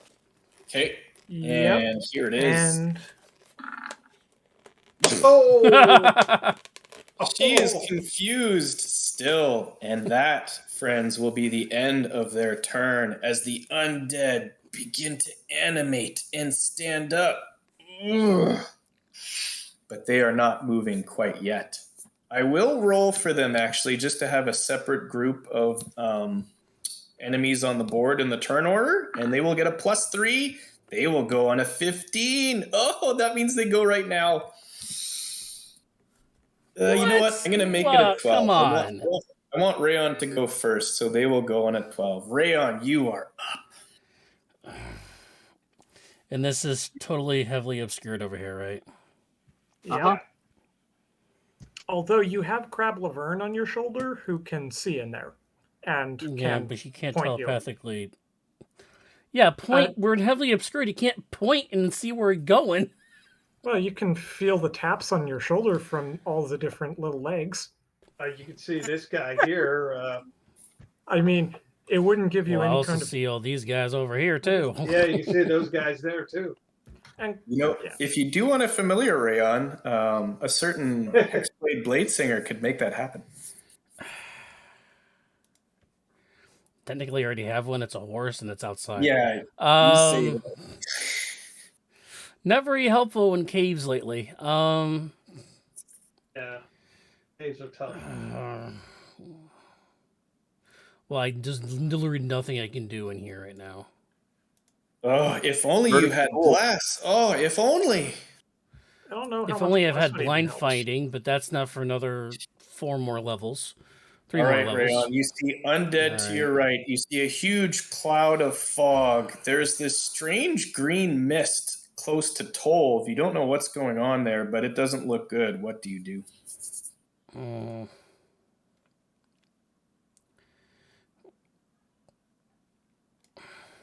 I'm just gonna keep these guys busy. You guys can figure out what you want to do with the rest of them there inside that thing for a minute. These are your fallen comrades. They are knights. What? You wouldn't attack them, would you? I would if they were undead trying to kill me. They do appear to be undead trying to kill you. Go ahead. All right. Oh. Yeah, no good member of the Lord's Alliance would leave one of their fallen soldiers as a zombie. Probably not. They would slay him again to give them a proper death. Oh, I forgot to Yes. mention Sildar is going to stay behind to protect the town. Sorry, I forgot to mention this.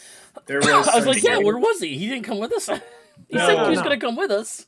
He is the town protection, so he had to stay behind because they had actually been some sightings in Neverwinter Wood just to the north of goblins. They're back. Not to mention Sildar has, at this point, like a third of the health that even Adrian has. That's true. You did find him at the very beginning. All right. Well, we're going to bonus action Divine Favor because everything's undead. I want the damage to stick. You love that divine favor. Boof. Bonus action. Concentration. Yep. And then, yeah, we're just 54, going right? to start swinging at these things, I guess. Oops. Trying to scroll over here. The ghoul looks at you with his clawed hands, wearing splint mail armor. No shield in hand. No, split mail's good enough. All right. First attack. Ooh, 12. If only you had bless.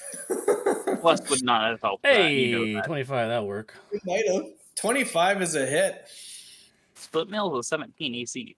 Oh, that's true. It wouldn't. All right, we're going to do that for 10 slashing, 4 radiant. Ooh, wicked blow, but he is still alive. Hold on, I'm going to pump in a... Oh, where's my... Oh, because we changed the... Oh, crap. Oh no, your precious macros. I have it. Hold on. There it is. So it's first level. It is undead. Wasn't a crit. 12 radiant. Ooh! 14 plus the 12, you strike down that ghoul in one fell swoop. The smite came through, and he falls to the ground dead.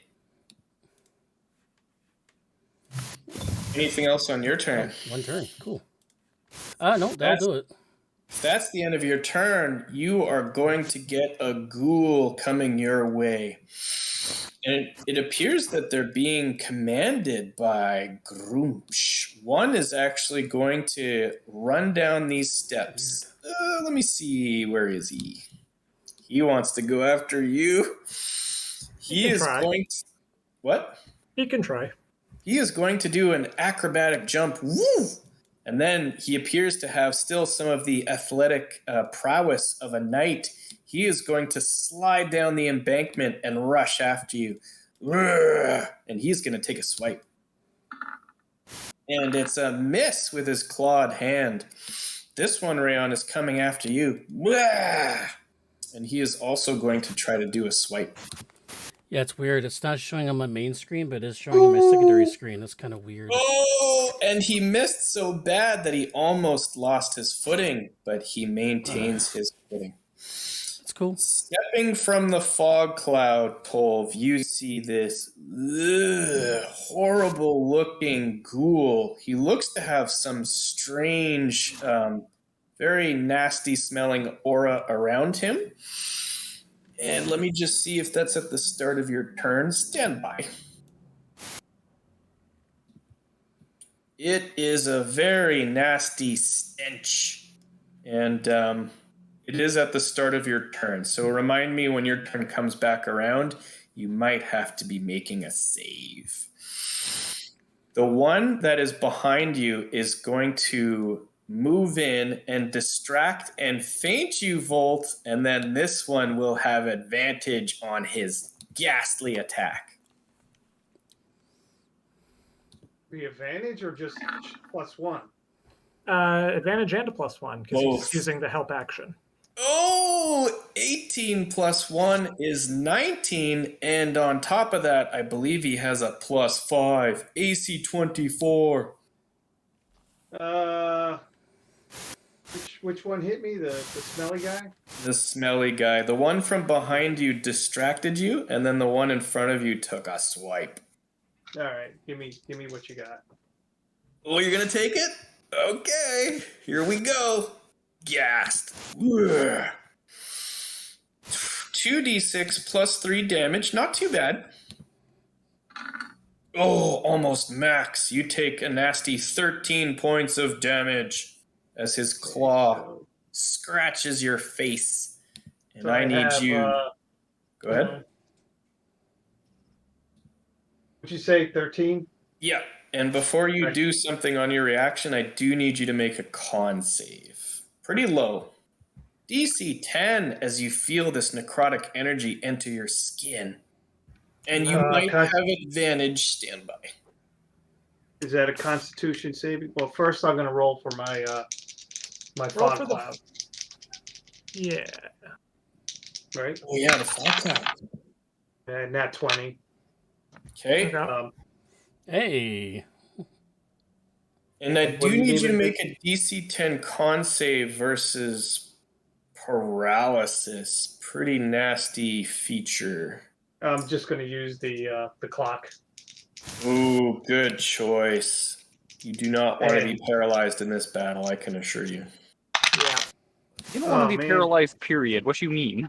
Yeah. And then Hold on. He takes 5 points of lightning damage and he gets pushed back 10 feet. ooh, do I have to need to make a save? I think it's a Yeah, dex save. 17. You He make it. fails, and he gets pushed. And how much damage?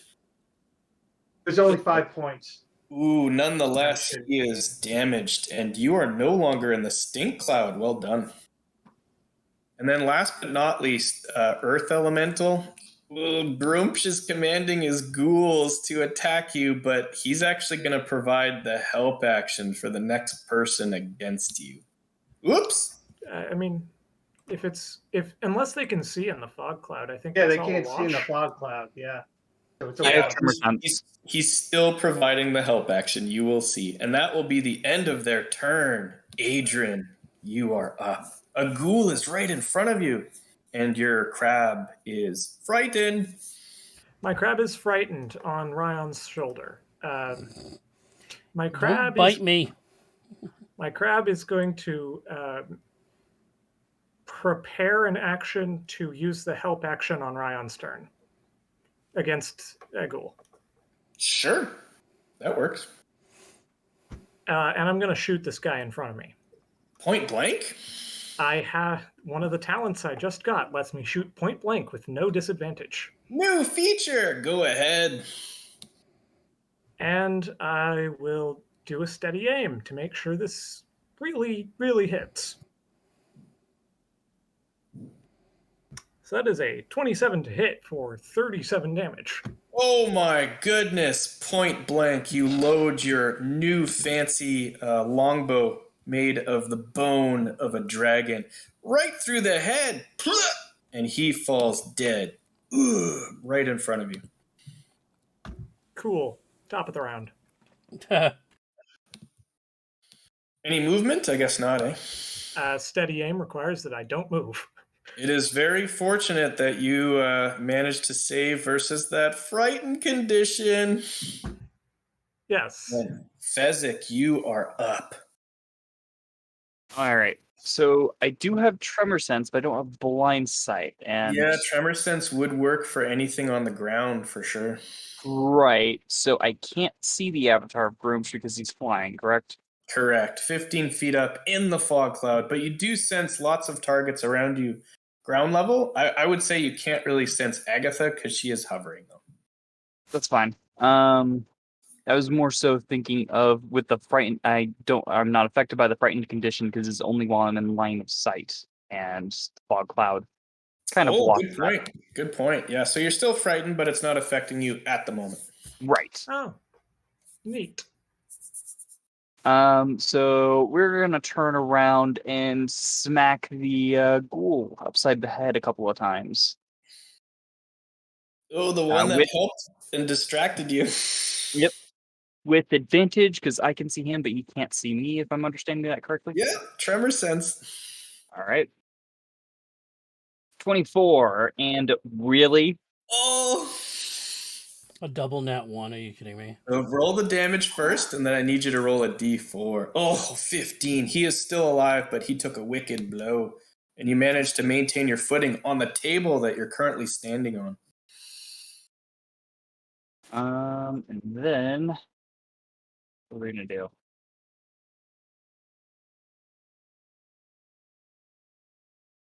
We are gonna move through.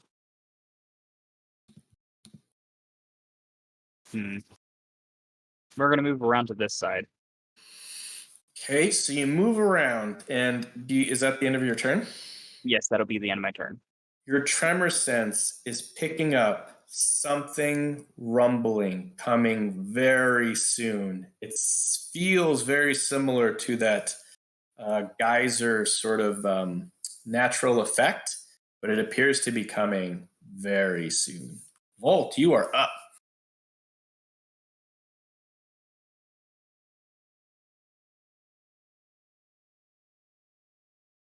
Oh, shoot. Is that the... Yeah. Paul is deafened, or muted rather. You know what? I forgot something while Paul figures his Sitting here stuff out. talking. I'm sitting here talking. I'm like, oh, no, okay. Yeah, you know what? My mistake. The avatar of Groomsh has legendary actions, and I forgot to use them that first round. So I'm going to start using them right now. Fair enough. At God the dang end of the player's turns on the first round, he's going to do two things. So bear with me. The first thing he's going to do is laugh through the fog cloud. Your magics have no effect on my vision. And he is actually going to cast a spell with two of these action points, and he is going to upcast a very nasty spell. He is going to cast Bane, and he is going to target all four of you. And up to 3 creatures of your choice at first level. He's going to upcast it to get everybody. I need you to make charisma savings throws, DC 18. What's the range on that? 30 feet. It's only 30 feet, eh? Nope. Can't get me. Can't get Adrian either.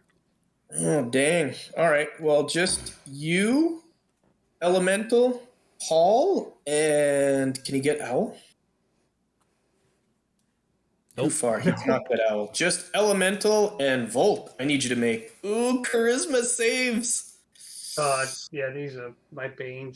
Well, I don't think it's advantage, right? I'm Bane. Nope. You Minus- what have is- been baned. Honestly, minus Bane is a D4. lot of things. Bane. Charisma saves are so bad on anything that's not a paladin. So, unfortunately, you have are going to have basically the reverse of bless. Okay. Yep. Right. Yep. I got it. And then on the other legendary action, he is going to cast a cantrip, and he is going to target you, Rayon. Through the fog cloud, you see a sickening black energy source come flying towards you. Oh. And that is going to be a 16 plus 11. Yeah. Okay. You have been struck for almost max damage. Chill touch. What is with these freaking? Wait, is that rolls? cold damage? It is cold. Ah! No, it's necrotic. It's necrotic. Oh, come on. Oh, man. Everybody calm down. Yeah. 22 That would've been great. necrotic, Rayon. Oh man. And that is going to be the end of his legendary actions for this round. Oh, no. Apologies, I forgot. I'm below 100 now. What will I do? Oh, you're asking for it, Rayon. Bolt, you are up. It's been 30 You only have episodes 100 since I hit was points? able to do I've got anything like with 300. I am going to. Let's see if we can have some fun. Now Saber knows how I felt when playing Nicholas. it. Sure. That is, you get hit with the really big hit, and you're like, "Oh no, I'm finally below 100 for the first time Yeah. in a few sessions." Hey, I'm gonna turn- last level up, I got over 100, so I'm happy. So I'm going to turn off the fog cloud, so you can turn that off. Yep. And- You drop concentration and woof, the fog cloud disappears. The avatar of Groomsh glowing in a green aura stands before you. There is also an undead behind you. What do you do? I turn on spiritual guardians at level 4. Ooh. So the spirit guardians come on, and let's see. Let me get my 15-foot aura going. Yeah, I can do that for you too. Okay. Well, Okay. I mean, I think. There you go. So, let's see. Let me move. I think I'll move right here. So I get that guy. Wait, if I move right there, no. Yeah, that's fine. I'll move right here. With blue, Okay. yellow's better. Because I'm yellow. Yellow's better. Let's see. I think that's all I could do. And if that's the end of your turn, Avatar of Groomsh is up. His legendary actions have been refreshed. Agatha and friends are also up. Let's start with them. Adrian, stepping from the ethereal plane, whoosh, you see an old friend, the night hag. She says.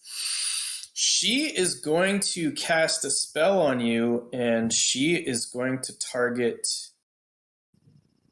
3 enemies. At will, she can cast Magic Missile. You are going to get a dart. Ray is going to get a dart, and the crab is going to get a dart. So the first one is yours. It happens to be the lowest. Adrian, you sustain 2 points of damage. Yeah, I'll take it. Ray gets shot. Ooh, and dies. No, he doesn't. He Huh? does not die. He's got Was that the one 15. that you cast 8 on? Yeah. Wait, who all did you cast your second aid on? No, there wasn't a second aid. There was only one 4th level aid for 15 points. It was on me, it was on Ray, and it was on you, Adrian. Oh, okay. Probably should have updated Ray's hit points. Yeah, okay. So in that case, he has 16 reduced by 4. Ray is not dead. I was not expecting that. The crab, however, has succumbed to his wounds. Yeah. Sorry. The fact that Ray and Rayon have such similar names is confusing. Yeah, I honestly thought you had cast it on Ryan. Well, no, I That's what I figured he'd be assumed all at right. first too. Yeah, you guys might have to trade that Pearl of Power again. I regret suggesting it. Yeah, that was my Yeah. original intent, was just to use it just for the And then you can cast another aid on the rest of us. And that means that Ryan no longer gets advantage on his next attack. Oh no, the crab held his action. You could have just used it right then and there. I could have, but That's okay. Anyways, the night hag is going to move in. Rayon, as you're battling this horrible undead, you hear sort of flapping wings. Whoosh, whoosh, whoosh. stepping out from the ethereal plane, Elsa the Succubus. She looks deeply into your eyes as Thought she it wasn't her flies. type. Yeah. Well, she knows that you don't have resistance to charm. She looks into your eyes and she looks at you, and I need you to make a save. It is going to be versus very nasty stuff. Wisdom savings throw DC 15. Oh, if only you had the clock. Yeah, if I had the clock to be automatic. Oh, well. Maybe this If is you all want, part of you my can use the plan. portent Oh! on this Oh no! or not. Oh no. Hold on. It's a 15, so if you're going to use your divine favor, it's you a need a 50-50. pretty good roll. Huh? That's average. That's exactly average, though. So it's a 50-50. Are you going to do it? Otherwise, you're under a do it. I don't have a very choice. nasty charm. There we go. Oh! 7 is sufficient. Favored by the gods comes through clutch.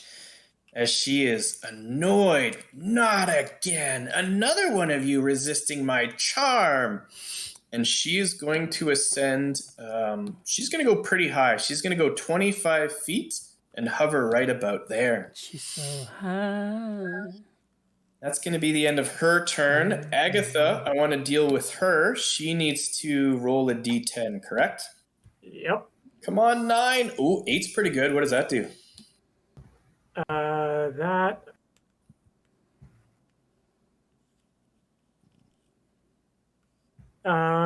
it makes a melee attack against a creature within reach. Oh, that is excellent. Earth Elemental. She is going to attack you, sir. Okay. And with advantage, because I think the creature helped against you, right? Yes. Yeah. Oh, clutch! Advantage comes Kidding through. me. Leo's fucking rolling unbelievable right now. I root for both of you. I just happen to man. enjoy when the bad guys also do some damage. Nobody Bad I- guys, you. I forgot how atrociously powerful Leo's rolls are when he's the DM. Yeah, you forgot They're about that? ridiculous. Ooh, corrupting touch. She is going to. Oh, it's not too bad. It's going to be 6d6 plus 2 damage. What type specifically? Look at It this. is 6665. Oh my god. She There's a has 1. struck you for 26 plus 2, so 28 damage. Well, no, it's 26 doubled. no, that is I- doubled. It doubled the dice. Oh, the I number. thought it was 66 before the double. Okay. Oh, it's 3d6 times 2, yeah. Okay. Ugh. Banshees are CR4, calm down. She does have her whale, though, and she is going to try to break out of this horrible confusion. DC 18? Nope. It was on 19, and then she got a 3. Not that I'm rooting for her or anything. She still has a 20% chance to get that whale off. The avatar of Groomsh is up, and this is what he is going to do. Hey, before you move on to those guys, what did my owl need to get off the frightened? Oh, I didn't know he was frightened. The Hey, owl remember- needed an 18. So what? Wisdom. What was it? Wisdom. No, he's still frightened. Okay, put a little marker on the owl if you don't mind. I did. Groomsh is going to descend. Ooh, he does not like you, Earth Elemental. He is going to take out this wicked spear off of his back. It's huge, 10 feet long. You will fall like the rest of them, he says in broken common. And he is going to viciously attack you 3 times. And he is going to use a pretty nasty feature. He is going to use Merciless Critical. Groomsh, weapon attack, score a critical hit on a roll of 18, 19, and 20. And the attack deals an additional 66 damage. Oh, here we go, hit point machine. 3 attacks. Ooh. Plus 11. 20 is the lowest. Does it hit? It does. Yep. Now, luckily for you, this... Oh, wait, is one of them a critical? No, unfortunately not. So Now, luckily for you, the spear damage isn't too bad. It's going to be 2d6 plus 5. Let me just read that right. Stand by. Question: is it magical or non-magical? It is considered magical, yeah. it's in the hands of the avatar of a god. I don't know. Could be a regular damn spear. Ooh, it is pretty Regular nasty. God, regular God. It is pretty nasty. It's 2d10 plus 6. My mistake. All 3 connect. So that is 6d10 plus 20. 6d10 plus 18? Ooh. That is going to be 43 damage plus 18 is... Oh my god. 61. 61 damage. As he stabs you and almost scores a critical. And then that is going to be the end of his turn. He is going to land right on this table next to you, Earth Elemental. And then, oh, there's more. As a bonus action, he begins some type of strange incantation. Oh no, did you fail a con save for something?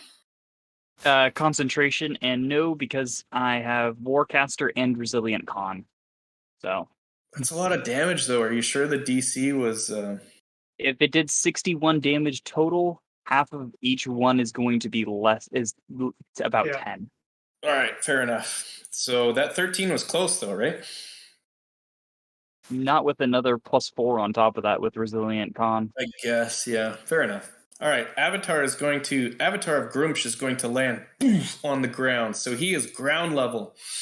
And then as a bonus action, strange demonic incantations and Volt, Earth Elemental, Adrian, and Rayon, you see that strange symbol on the floor begin to spark.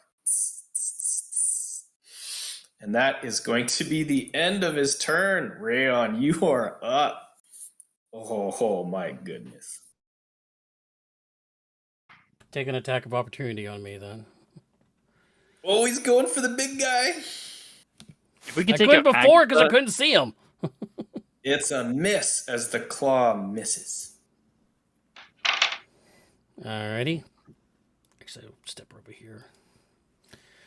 Alright, and yeah, I'm going after the big guy. You maneuver around this huge earth elemental, as big as the avatar of Groomsh, 10 feet tall. He's standing on top of a table, makes him even taller. As you squeeze by the wall, go ahead. 13. It's a miss. Why am I rolling so bad tonight? There we go. Natural 20. Oh, and yes, he is considered a fiend. Well, Max Yeah. this will be smite a third that level slot. Yeah, That's this is the third level a third smite. level smite if I've ever seen one.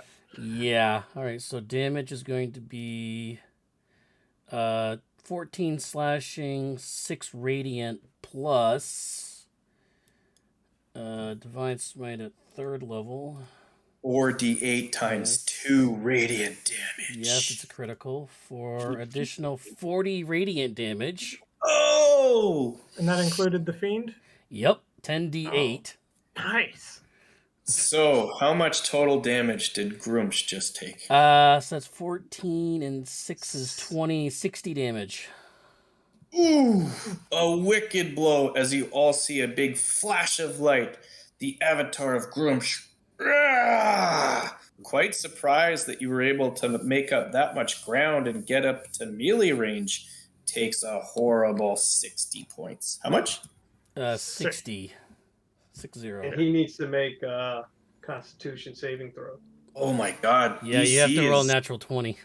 Yeah. Yeah, well, maybe he has a plus 11. Then it'd only be Unless a you have 19. a plus 10 or plus 11, yeah.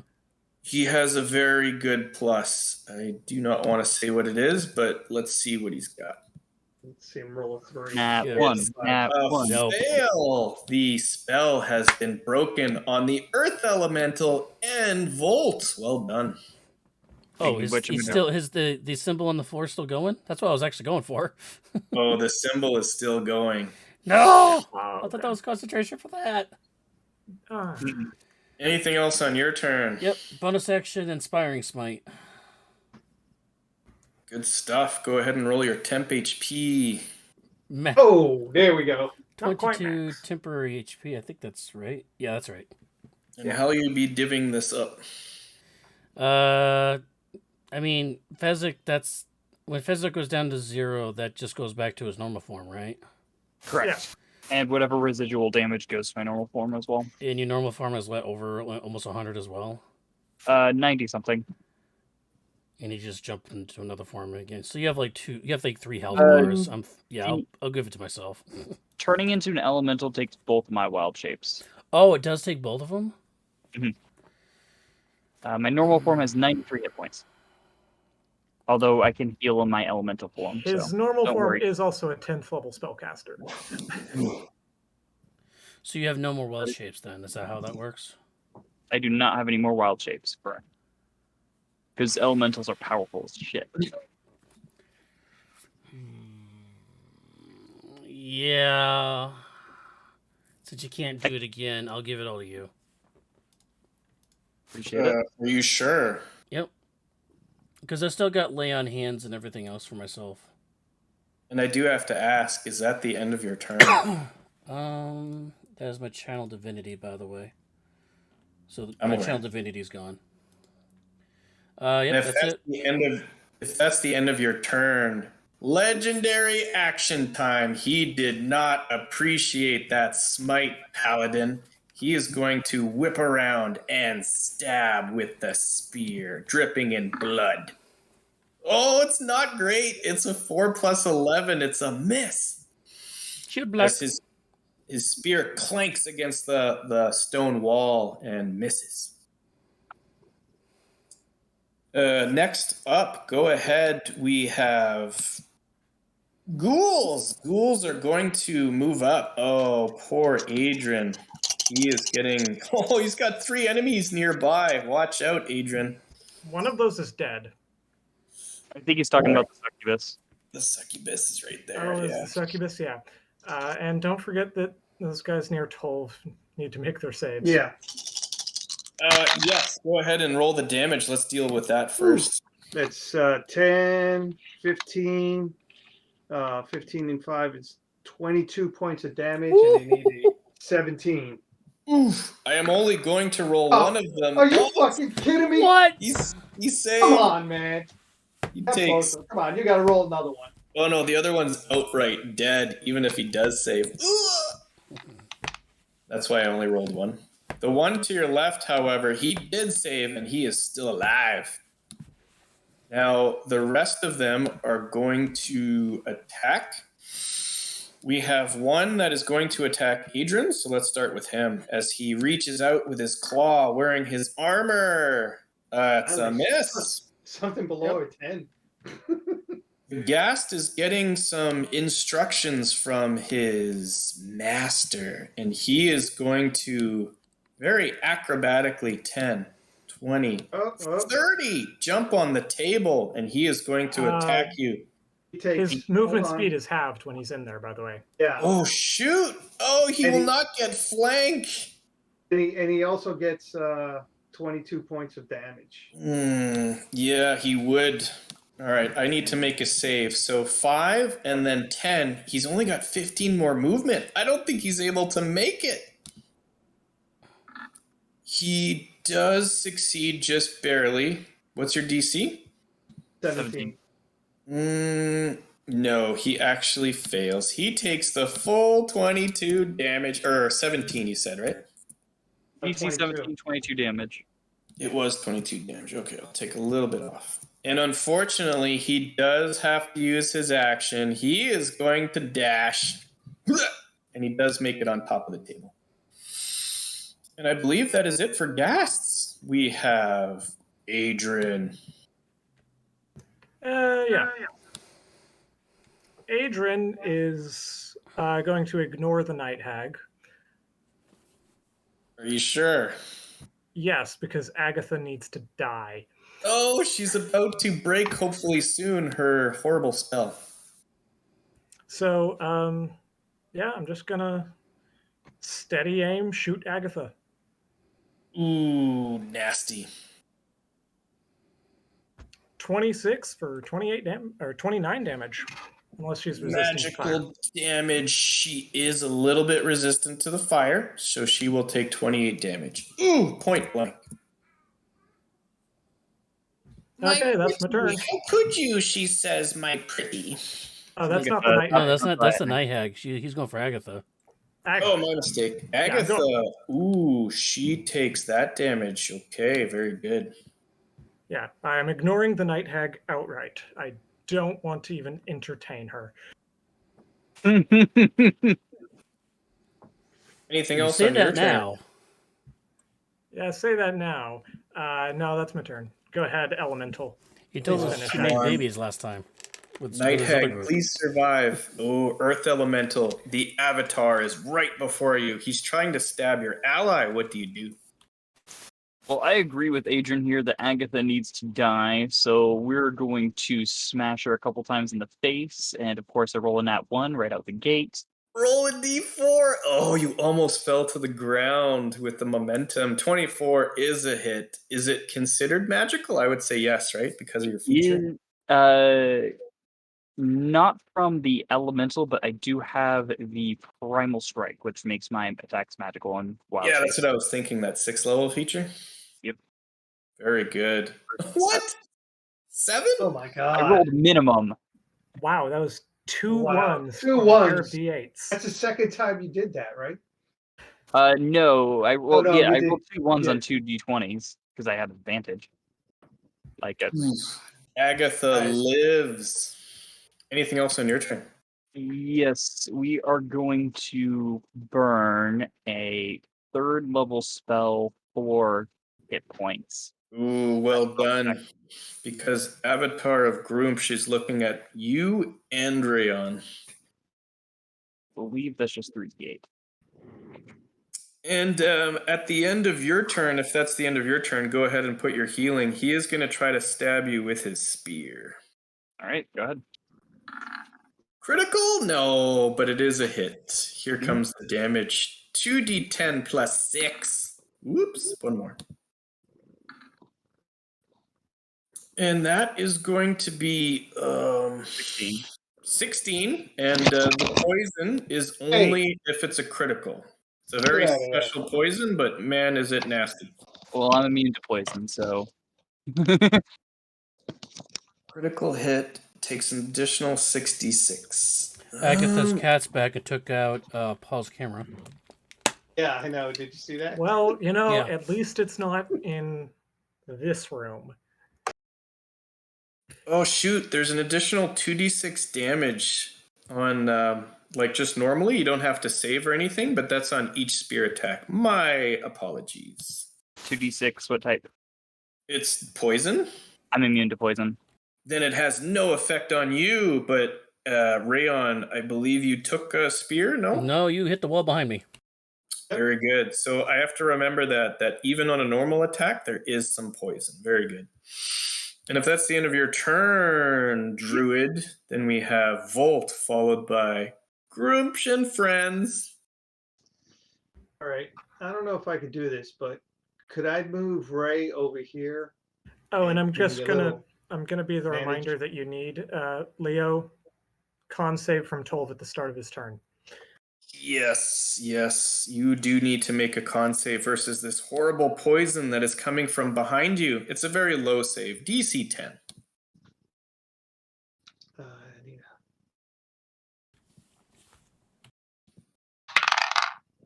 15 on the dice plus 4 is 19. You are good. However, the stench is quite noticeable. Is this guy hurt at all?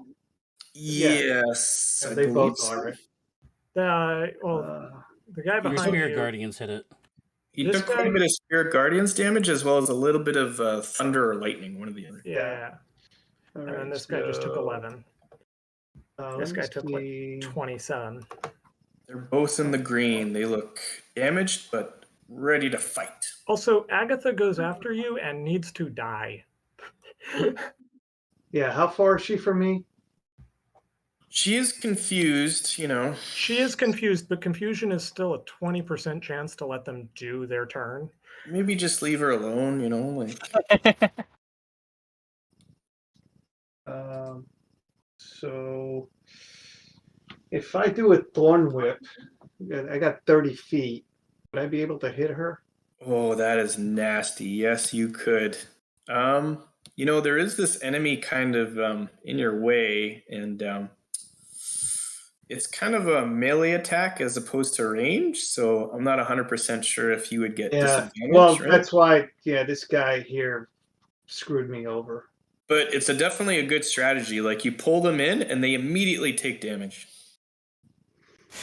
While Leo is DM, I think Bailey made a ruling against that. Against Guess what? what? Against They have to move into the area. The area can't move into them, which actually that would work with because they are still moving into the area. Yeah, they're Right. still It's not- moving Cool. into it. Okay. It's not you good to get running around clarification. and Right. causing them to enter it. Good. I'm glad we both agree.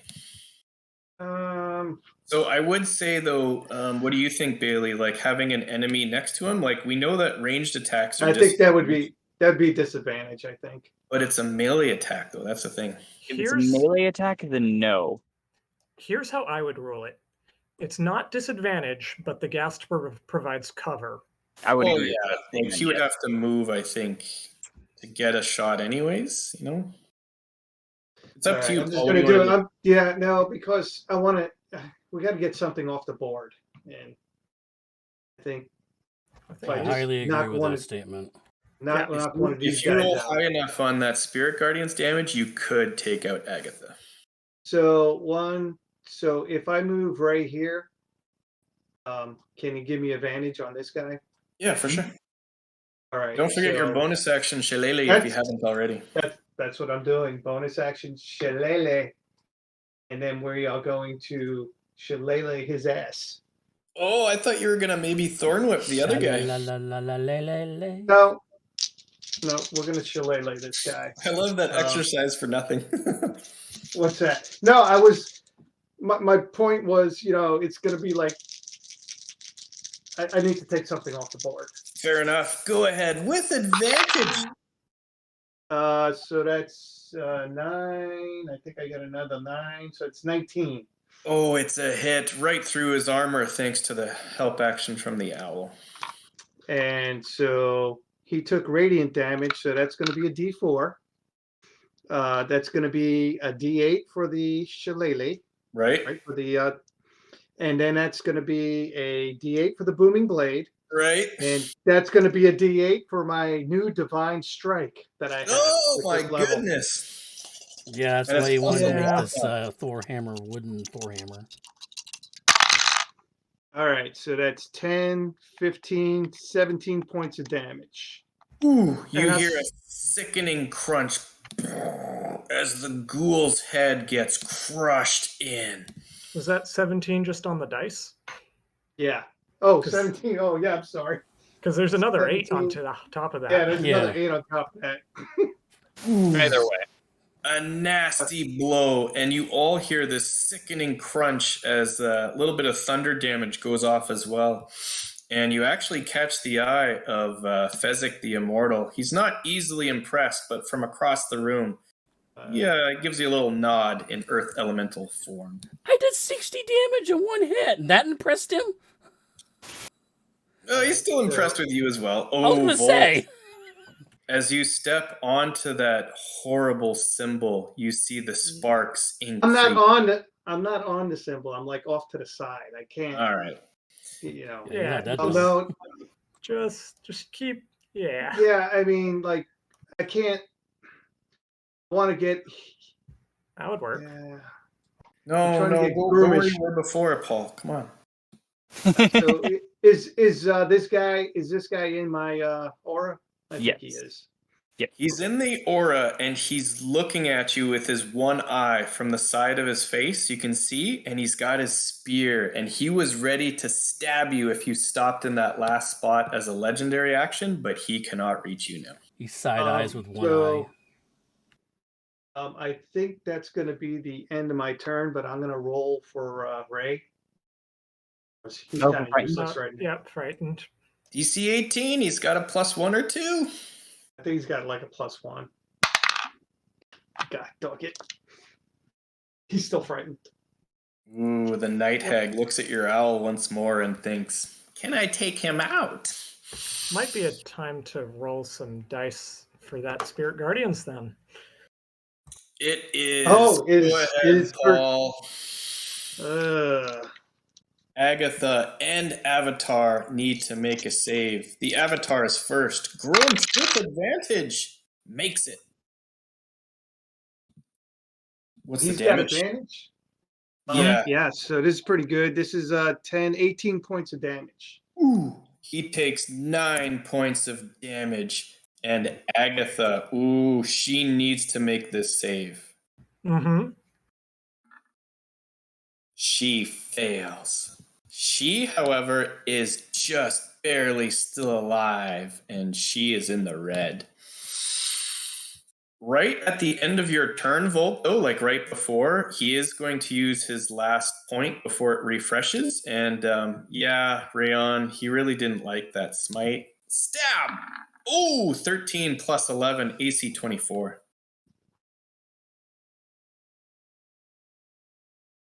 You're muted. 24? Mm-hmm. Yep. Again. Shield. Shield. Woo. Barrier comes up just in the nick of time and deflects. Now, the last time you felt this force against your shield was Venom Fang, the green dragon, as it wavers for a moment, but you have just barely managed to avoid the spear. Avatar of Grumpsh is not pleased with you or the elemental. I will get to that in a moment, but let's go with Agatha, because I'm curious what's going to happen with her. D10. LC, roll the D10. It's a 10! Can she act Damn normal? Ah! She gets a turn. Yep. Yes! Oh, that's She's still good. confused, but she gets a turn. Yep, and this is what I was saying. Ooh, this is nice. She shakes No, her. but She shakes her spectral head.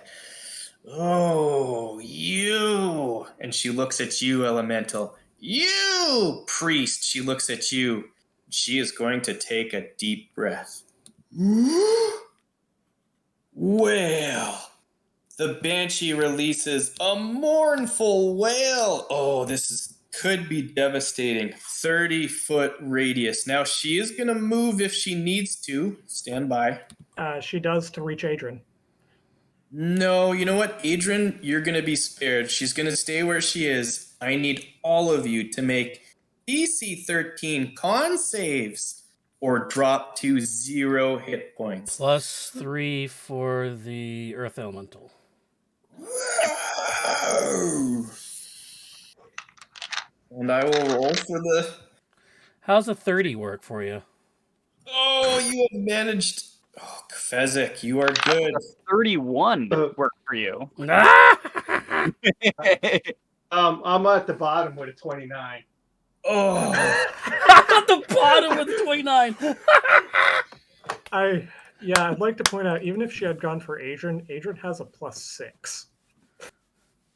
I thought in my head for a second, I should get Avatar silvery barbs like once per day, but no, he is not. Physics physically cannot fail. All 3 of you have managed to succeed against the whale. Well done. That could have been bad if the rolls were like 1s and 2s. Yeah. What affect Elsa? Yeah, the enemies are affectable, so I'm going to start with the ghoul next to you. I don't think it affects undead. That's a fail. I don't think it does, actually. Stand by. Has no effect on constructs and undead. Okay, cool. So the ghoul's fine. Elsa, however, being a fiend, she does have to make a save. She is flying like 25 feet up. Stand by. Oh no! Oh, hold on. Oh no, she failed. Ah! I doubt Avatar of Groomsh will fail, but it'd be funny to see. Well, No, Groomish he isn't won't. flying But though. not only does she sustain 0 hit points on her way down, she hits the floor with a sickening crunch, and she is dead. What? Horrible. The night hag will roll with advantage. Yeah, I don't know if she's in range. She's not in range anyways. Yeah. We'll use that roll for Grumsh, and he has succeeded. I mean, I doubt he would have failed anyway. Yeah. Well, I was definitely not expecting Elsa to die wait. that way. Let's just say. I thought he has to roll. Yeah, Okay. We're all taking a little bit of psychic damage as well. If you Are want to we? roll that. Oh yeah, on a success, it's 3d6 psychic. Oh my goodness. Hold on. He has to roll though too, right? He just did. Here he did. Yep. You just did. With advantage though. I did. I got a 16 plus a certain number. He's good. Yeah, it's fine. 11 psychic damage. And those of you concentrating like you, Paul, I need you to make a save. How much did he hit me for? DC 10. It's 11 damage. Yeah.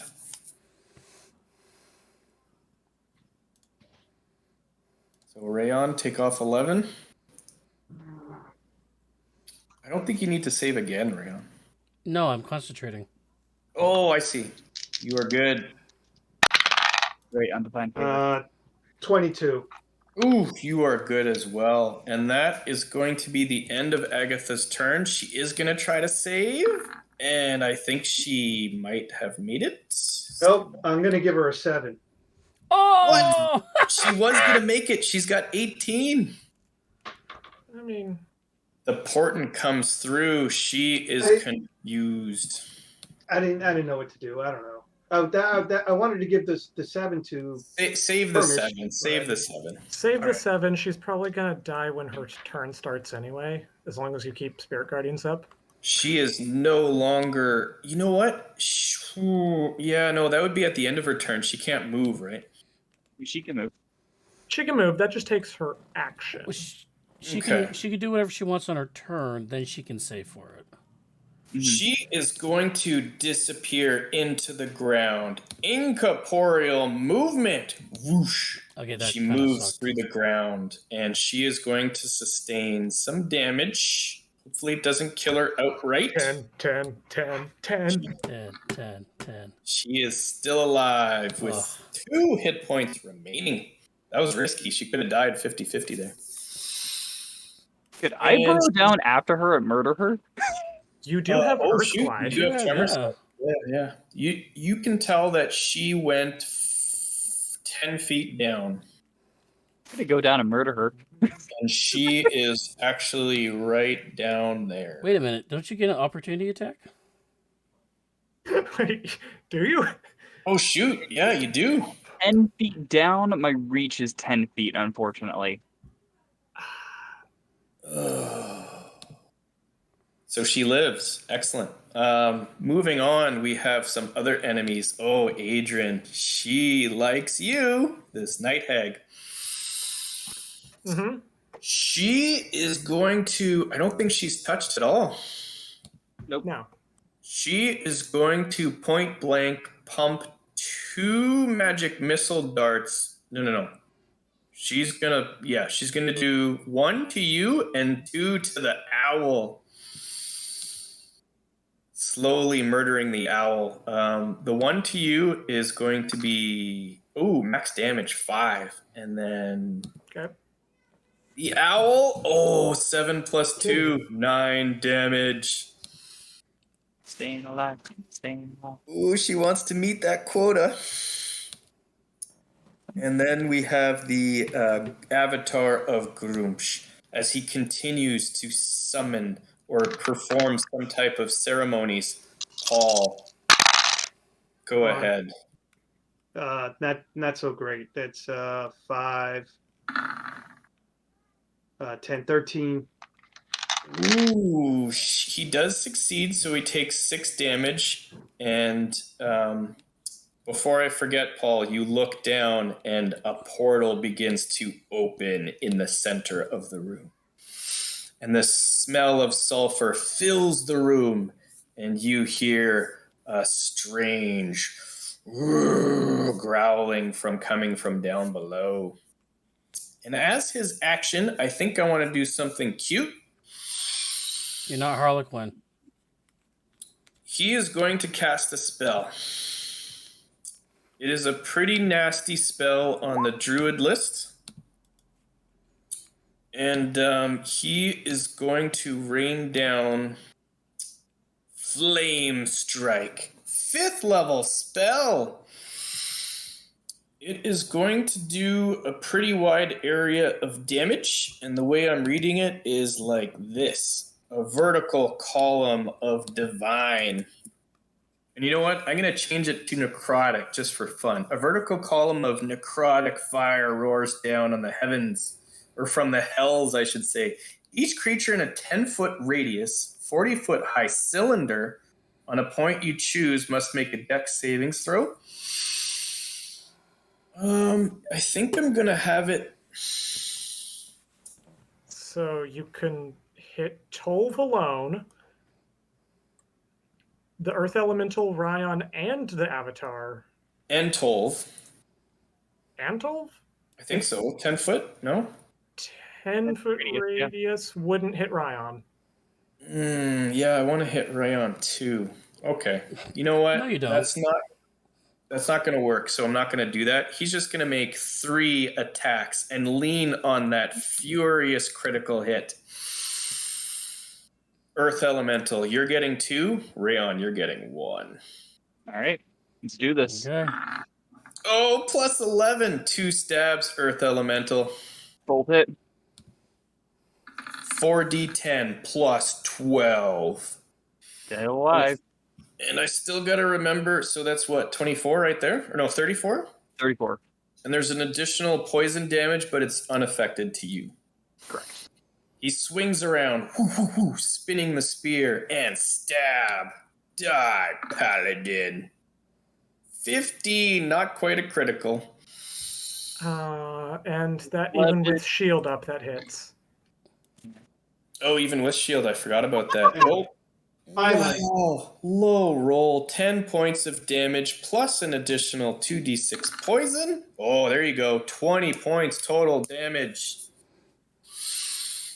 And then that will be the end of their turn. Interesting turn of events. Rayon, Avatar of Groomsh, looks to be in pretty good shape. He's dealing out tons of damage to you and the Earth Elemental. What do you do?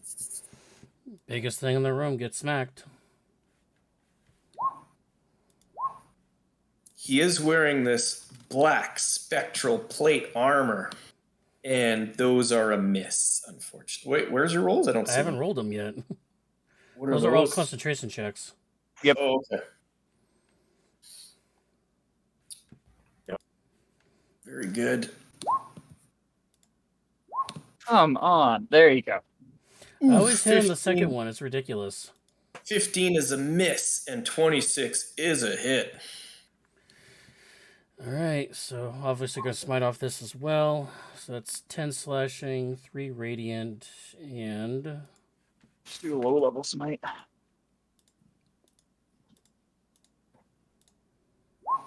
another 15 radiant on top of that. Oh, roll 2. So how much total damage are we talking? 28. 28 total. 28 damage as he takes another stab, and you can see this green ooze coming out of a couple of slashing wounds, but he is still healthily in the green. I'm pretty sure he's immune to fear. You can try. You can try. I mean, Nothing else. Would is it gonna- affect the elemental, though? No, Okay. it's only against allies. I mean, it doesn't. Creatures of my choice. So. Oh, Yeah. can he be feared? Go ahead. No, he cannot. Go ahead and waste your fear if you wish. All right, I did. And if that's the end of your turn, he is going to return blow for blow. Legendary action. Stab. Oh, it's a miss. As again, you dodge it dexterously and it hits the wall once more. Ghouls are up. I believe I only have one of these poor souls remaining, correct? There's one next to Tolv, which needs to make a wisdom save, and there's one next to Adrian. Oh, boy. Ugh. And he fails. 16. Ooh. He is just barely still in the green, but the radiant damage was quite effective. He is going to do something cute, Volt. He is being instructed by his master, the Avatar of Grumpsh. He sees that there's a portal opening up, Grumpsh sees. He is going to instruct his ghoul to try to grapple you. Uh-oh. As he looks down at the portal.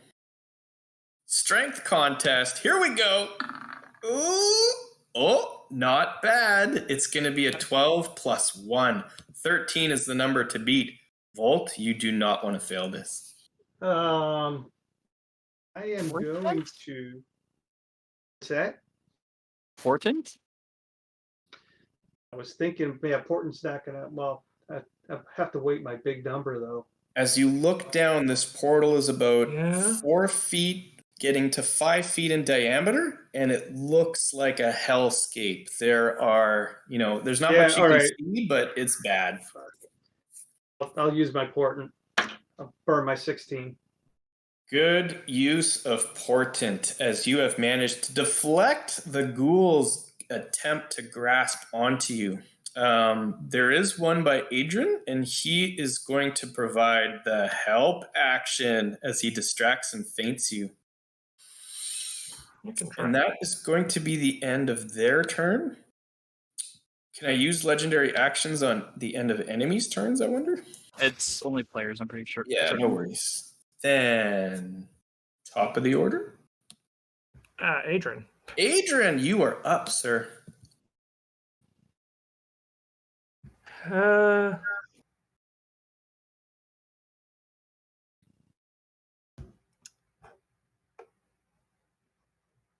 smell I'm going to shout over, hey, Ron, how you doing over there? And then I'm going to shoot this ghoul in the face.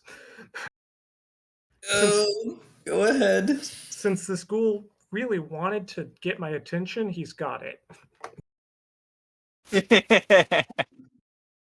God damn, does he have it?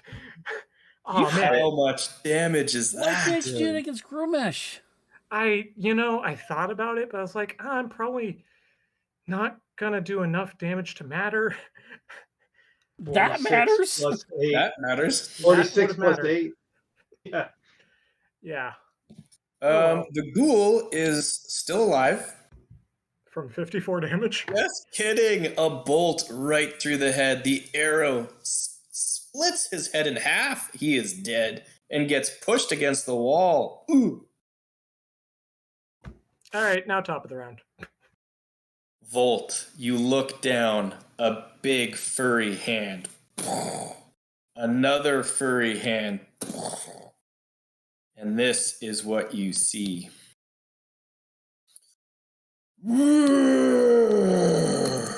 Crawling out of the portal. He's not quite out yet, but you see this. However, does he take damage straight away? Oh, he would. Go ahead, roll damage. He does have resistance. He's going to take 19 points of damage. Nasty. He does take damage. Yes. Resistance and top of the order, we have Earth Elemental. Just gonna say that token looks comically small compared to everything else. I know. I don't know why. It is a medium creature. I'll make him bigger if you want. There you go. It's like that Bugs Bunny, the little. Will Agatha take damage when she starts her turn below ground? She's just out of the reach of the radiant, actually. Oh, it's 15 feet. She went 10 feet down. She went 10 feet down. She would. She went take that. down and away diagonal. Yeah, I would Yeah, assume okay. so. The I would earth. also assume that it might not penetrate through a solid floor. Oh no, it's what you call it, incorporeal movement. Yeah. It is difficult terrain, but she did use her full movement, and she's now below ground, away from the elemental. Sort of in this direction is where he sensed her.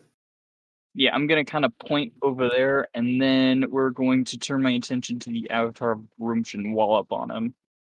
Ooh, magical attacks. Let's see what you can do, Earth Elemental. Right. Ooh! Nice. Oh, critical smack. Only. How does this happen? You Double get two ones, the ones, double now 20s? What? Wait. No, go ahead. I'll use it against Rayon. He was going to stab you at the end of Adrian's turn, but he'll stab the Paladin real quick. Okay. Ooh, it's a Or miss. not. I'm assuming a 20 hits, right? It is. Ooh, it is a hit. Yes. He's taking a total of 27 damage from me then. As he takes that horrible bludgeoning damage. Any other attacks? Nope, that's my 2 attacks. He is showing some wear and tear. However, he is still strong in the fight. And if that's the end of your turn, he is going to turn his attention to you. And all critical. There it is. Thank God I am immune to poison. That is true. It is going to be 4d10 plus 6. Oh, goodness. 27, which will carry over 20 points in druid form. We haven't seen Druid form in a little bit. It's been a few rounds. And Fezzik, as we finish your turn, I will bring Fezzik back. And Volt, you are going to be up next. However, this may be a good time to pause for tonight. Oh boy. I was going to do something. It's going to be a Give you two-parter. Give you some thoughts about the situation. Well, we're in okay. I mean, all of them are pretty much down except for really Groomish himself. And Oh no, the Night Agatha, Hag's still up. My bad. and Agatha was. I can handle the Night Hag. Agatha was a big help. Yeah, she Yeah. was. We shouldn't have Elsa. tried killing her. Yeah, no, she could have killed Groomsh by now if we just let her do her thing. Poor Elsa the Succubus.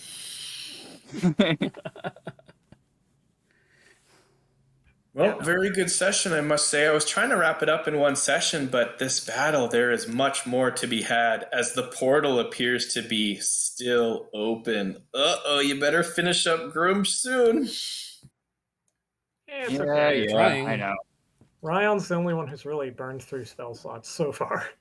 I've burned through, I burned through 5 already. And Paul, just so you know, Groomsh is yelling down to this new Tanaruk that has arrived to... It's in Orc, and I think you can speak Orc, right? Adrian can. No. I believe Adrian. it's Abyssal, Common, Elvish, Infernal, and Undercommon. Adrian speaks Orc. Adrian, you might want to let Volt know that Groomsh is commanding his spawn that has arrived, which is part Orc himself, to grab Volt and bring him to hell. And they have a better athletics than measly ghoul, let's just say. So, Paul, your turn is up. So, Adrian, if you wanted to relay that information, it might be useful. Yeah. And Adrian's just kind of in the corner doing his thing. Good session. Was it fun? Yeah, it was good. Yeah. Do you want to click the next button so we know Tolv is up next? Oh, I don't do that. Well, right, but just for memory, so we don't have to remember who's going in. All right, I'll click it. Here we go. Did it work? There we go. Yep. All right, good session, guys. Yeah, good session. Yeah. That was very interesting. But now that I'm Sorry to out kill of us. form, I have a lot of options outside of just murder. Good stuff. Your AC though, watch out. All right, see you guys. It's true. Yeah, My but- AC is So trash. I love Gotta, that Fezzik only becomes deadlier once you knock him out of his first form. Yeah, no kidding. I got to figure out how to get out of there. If I run, Here's a little secret I've been holding on to in this corner. I have a silvery barbs waiting for any moment that arises that needs one. because I have my strength check is just +4. So I mean, So if you had rolled for that and failed, I would have thrown a silvery barbs on that guy. Mm. what I was thinking of doing, I did take banishment, so that's something. Yeah, that is something. Yeah. With a I 7? was, yeah, that's something, but I was thinking about, because this thing's going to grab me. He's going to try to grab me and pull me down, right? So, and there's no escaping from that. I'm dead. Not even just dead, probably irretraceable. Well- Probably like derailing the entire campaign. Yeah, like derailing the entire fucking campaign. Unless- that's what I'm thinking. Unless Strings decided to help you on a whim. Because Strings is down there. Somewhere. Here's a question. I wonder if I did dispel magic. Or actually, Strings might not be down there. He might be busy. Mm. If you did might be able to dispel spell magic it. I don't know if it's that'd Mm. be. I don't know if I would waste my action doing dispel magic. I was planning on either polymorphing somebody or confusing, throwing down another confusion. I can't believe that the shot I decided to waste on a ghoul was a crit for 54. I know, right? Yeah, that was like I was like, why would you not shoot the big guy? I mean, Wait, how many hit points do we think this guy Garmish has? It's like, because I could do. Probably he said he has 80 to wear and 90 tear. probably 80 to 120, somewhere around there. He said he had Yeah, wear but- and tear, so he probably has double total of whatever damage he did. So he's probably at half health, I assume. I would say, Yeah, probably well, he lower than took that. 60 right away. Right. He's taken how much more? 27 from me, and Rayon hit him for another, I want to say, like 20? A little bit more than 20? Hmm. So 107, and then he also got hit with Spirit Guardians Right. For like, for 10. 6. Yeah, So I mean, he it's probably been like- has 110 to 120. Yeah, that's what I'm thinking. 100, 120. So I could, with critical hits, I could 2-shot him. In theory. I could also just conjure animals, because I Hmm. didn't see anything that was area of effect outside of the Banshee, and that's a one-time use thing. Here's something interesting. I could do a thunder wave. Just push him back down. Push him into the portal he made. Yeah, push him. Um, Well, no, because where I'm standing right now, if I did a thunder wave and I make that thing fail, it gets pushed back.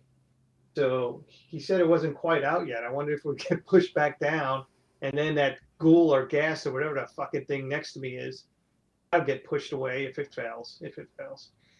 The only concern I would have is it probably has a decent con and it has magic resistance. Oh, but I still got that 7. He said keep your 7. That is true. Yeah. And also it has a -1 to its charisma save if you want to banish it. But magic resistance. But magic Yeah, but, resistance. Still, he needs an 18, right? You have a DC 17? 17. But I'd have to drop Spirit Guardians. Yeah. Oh. Yeah, that is the thing. That's doing a lot of things right now. Dropping Spirit Guardians for removing somebody from the battle? Pretty decent trade, actually. In my Yeah. opinion, at least. Yeah. So I think Adrian's game plan is to 1v1 this Night Hag and then just throw out any support he can. So maybe I need to. I don't have a This- disengage. I almost fucking took that spell too. I was like, Because this night hag has, 112 hit points. All right, be right back. Alrighty, guys. So that was interesting. I wouldn't think we're going to reface all the past bosses that we had in the previous part of Fendelver. So that was interesting. So, yeah. Cool on that one. Well, once again, so join us again every Friday at 7 p.m. Eastern, although next week might be a little different because Bailey, who's actually not going to be DMing, she'll actually still be Leo for the next one. So it might be a little bit later. It might be around 7:30. I might start it up just to have chit chat going on. But we actually won't start up until 8. So we're going to be starting a little bit later, and the session's going to be a little bit shorter just for a little while. So starting again around 7:30 Eastern every Friday, 7 p.m. Right here on Saber Wolf Gaming, 2 M's. Also, don't forget also, we got this stuff available as well. Also got all this merchandise over here that if you want to take a peek at. It's got my Saber Wolfy logo on there. So, yeah, that's kind of cool. I'm definitely, my daughter already is asking for a pink hoodie. They do come in other colors. I just have gray because it pops better that way. But on the hoodie, it does come in pink. I already know my girls have already asked for that. So, yeah, that's going to be a birthday present for them. All right, guys. Well, I am Saber Wolf, and you guys all have a good day. Oh, and don't forget to enjoy the triangle strategy. That's going to be my side game I'm going to be doing for a little while. Triangle strategy, because I do have the Switch hooked up to the computer for now. So, yep. And I'm getting a cord to hook that up to the monitor here so I can have full screen, so be a little bit better that way. All right. Well, again, I am Saber. Thank you, and have a good day.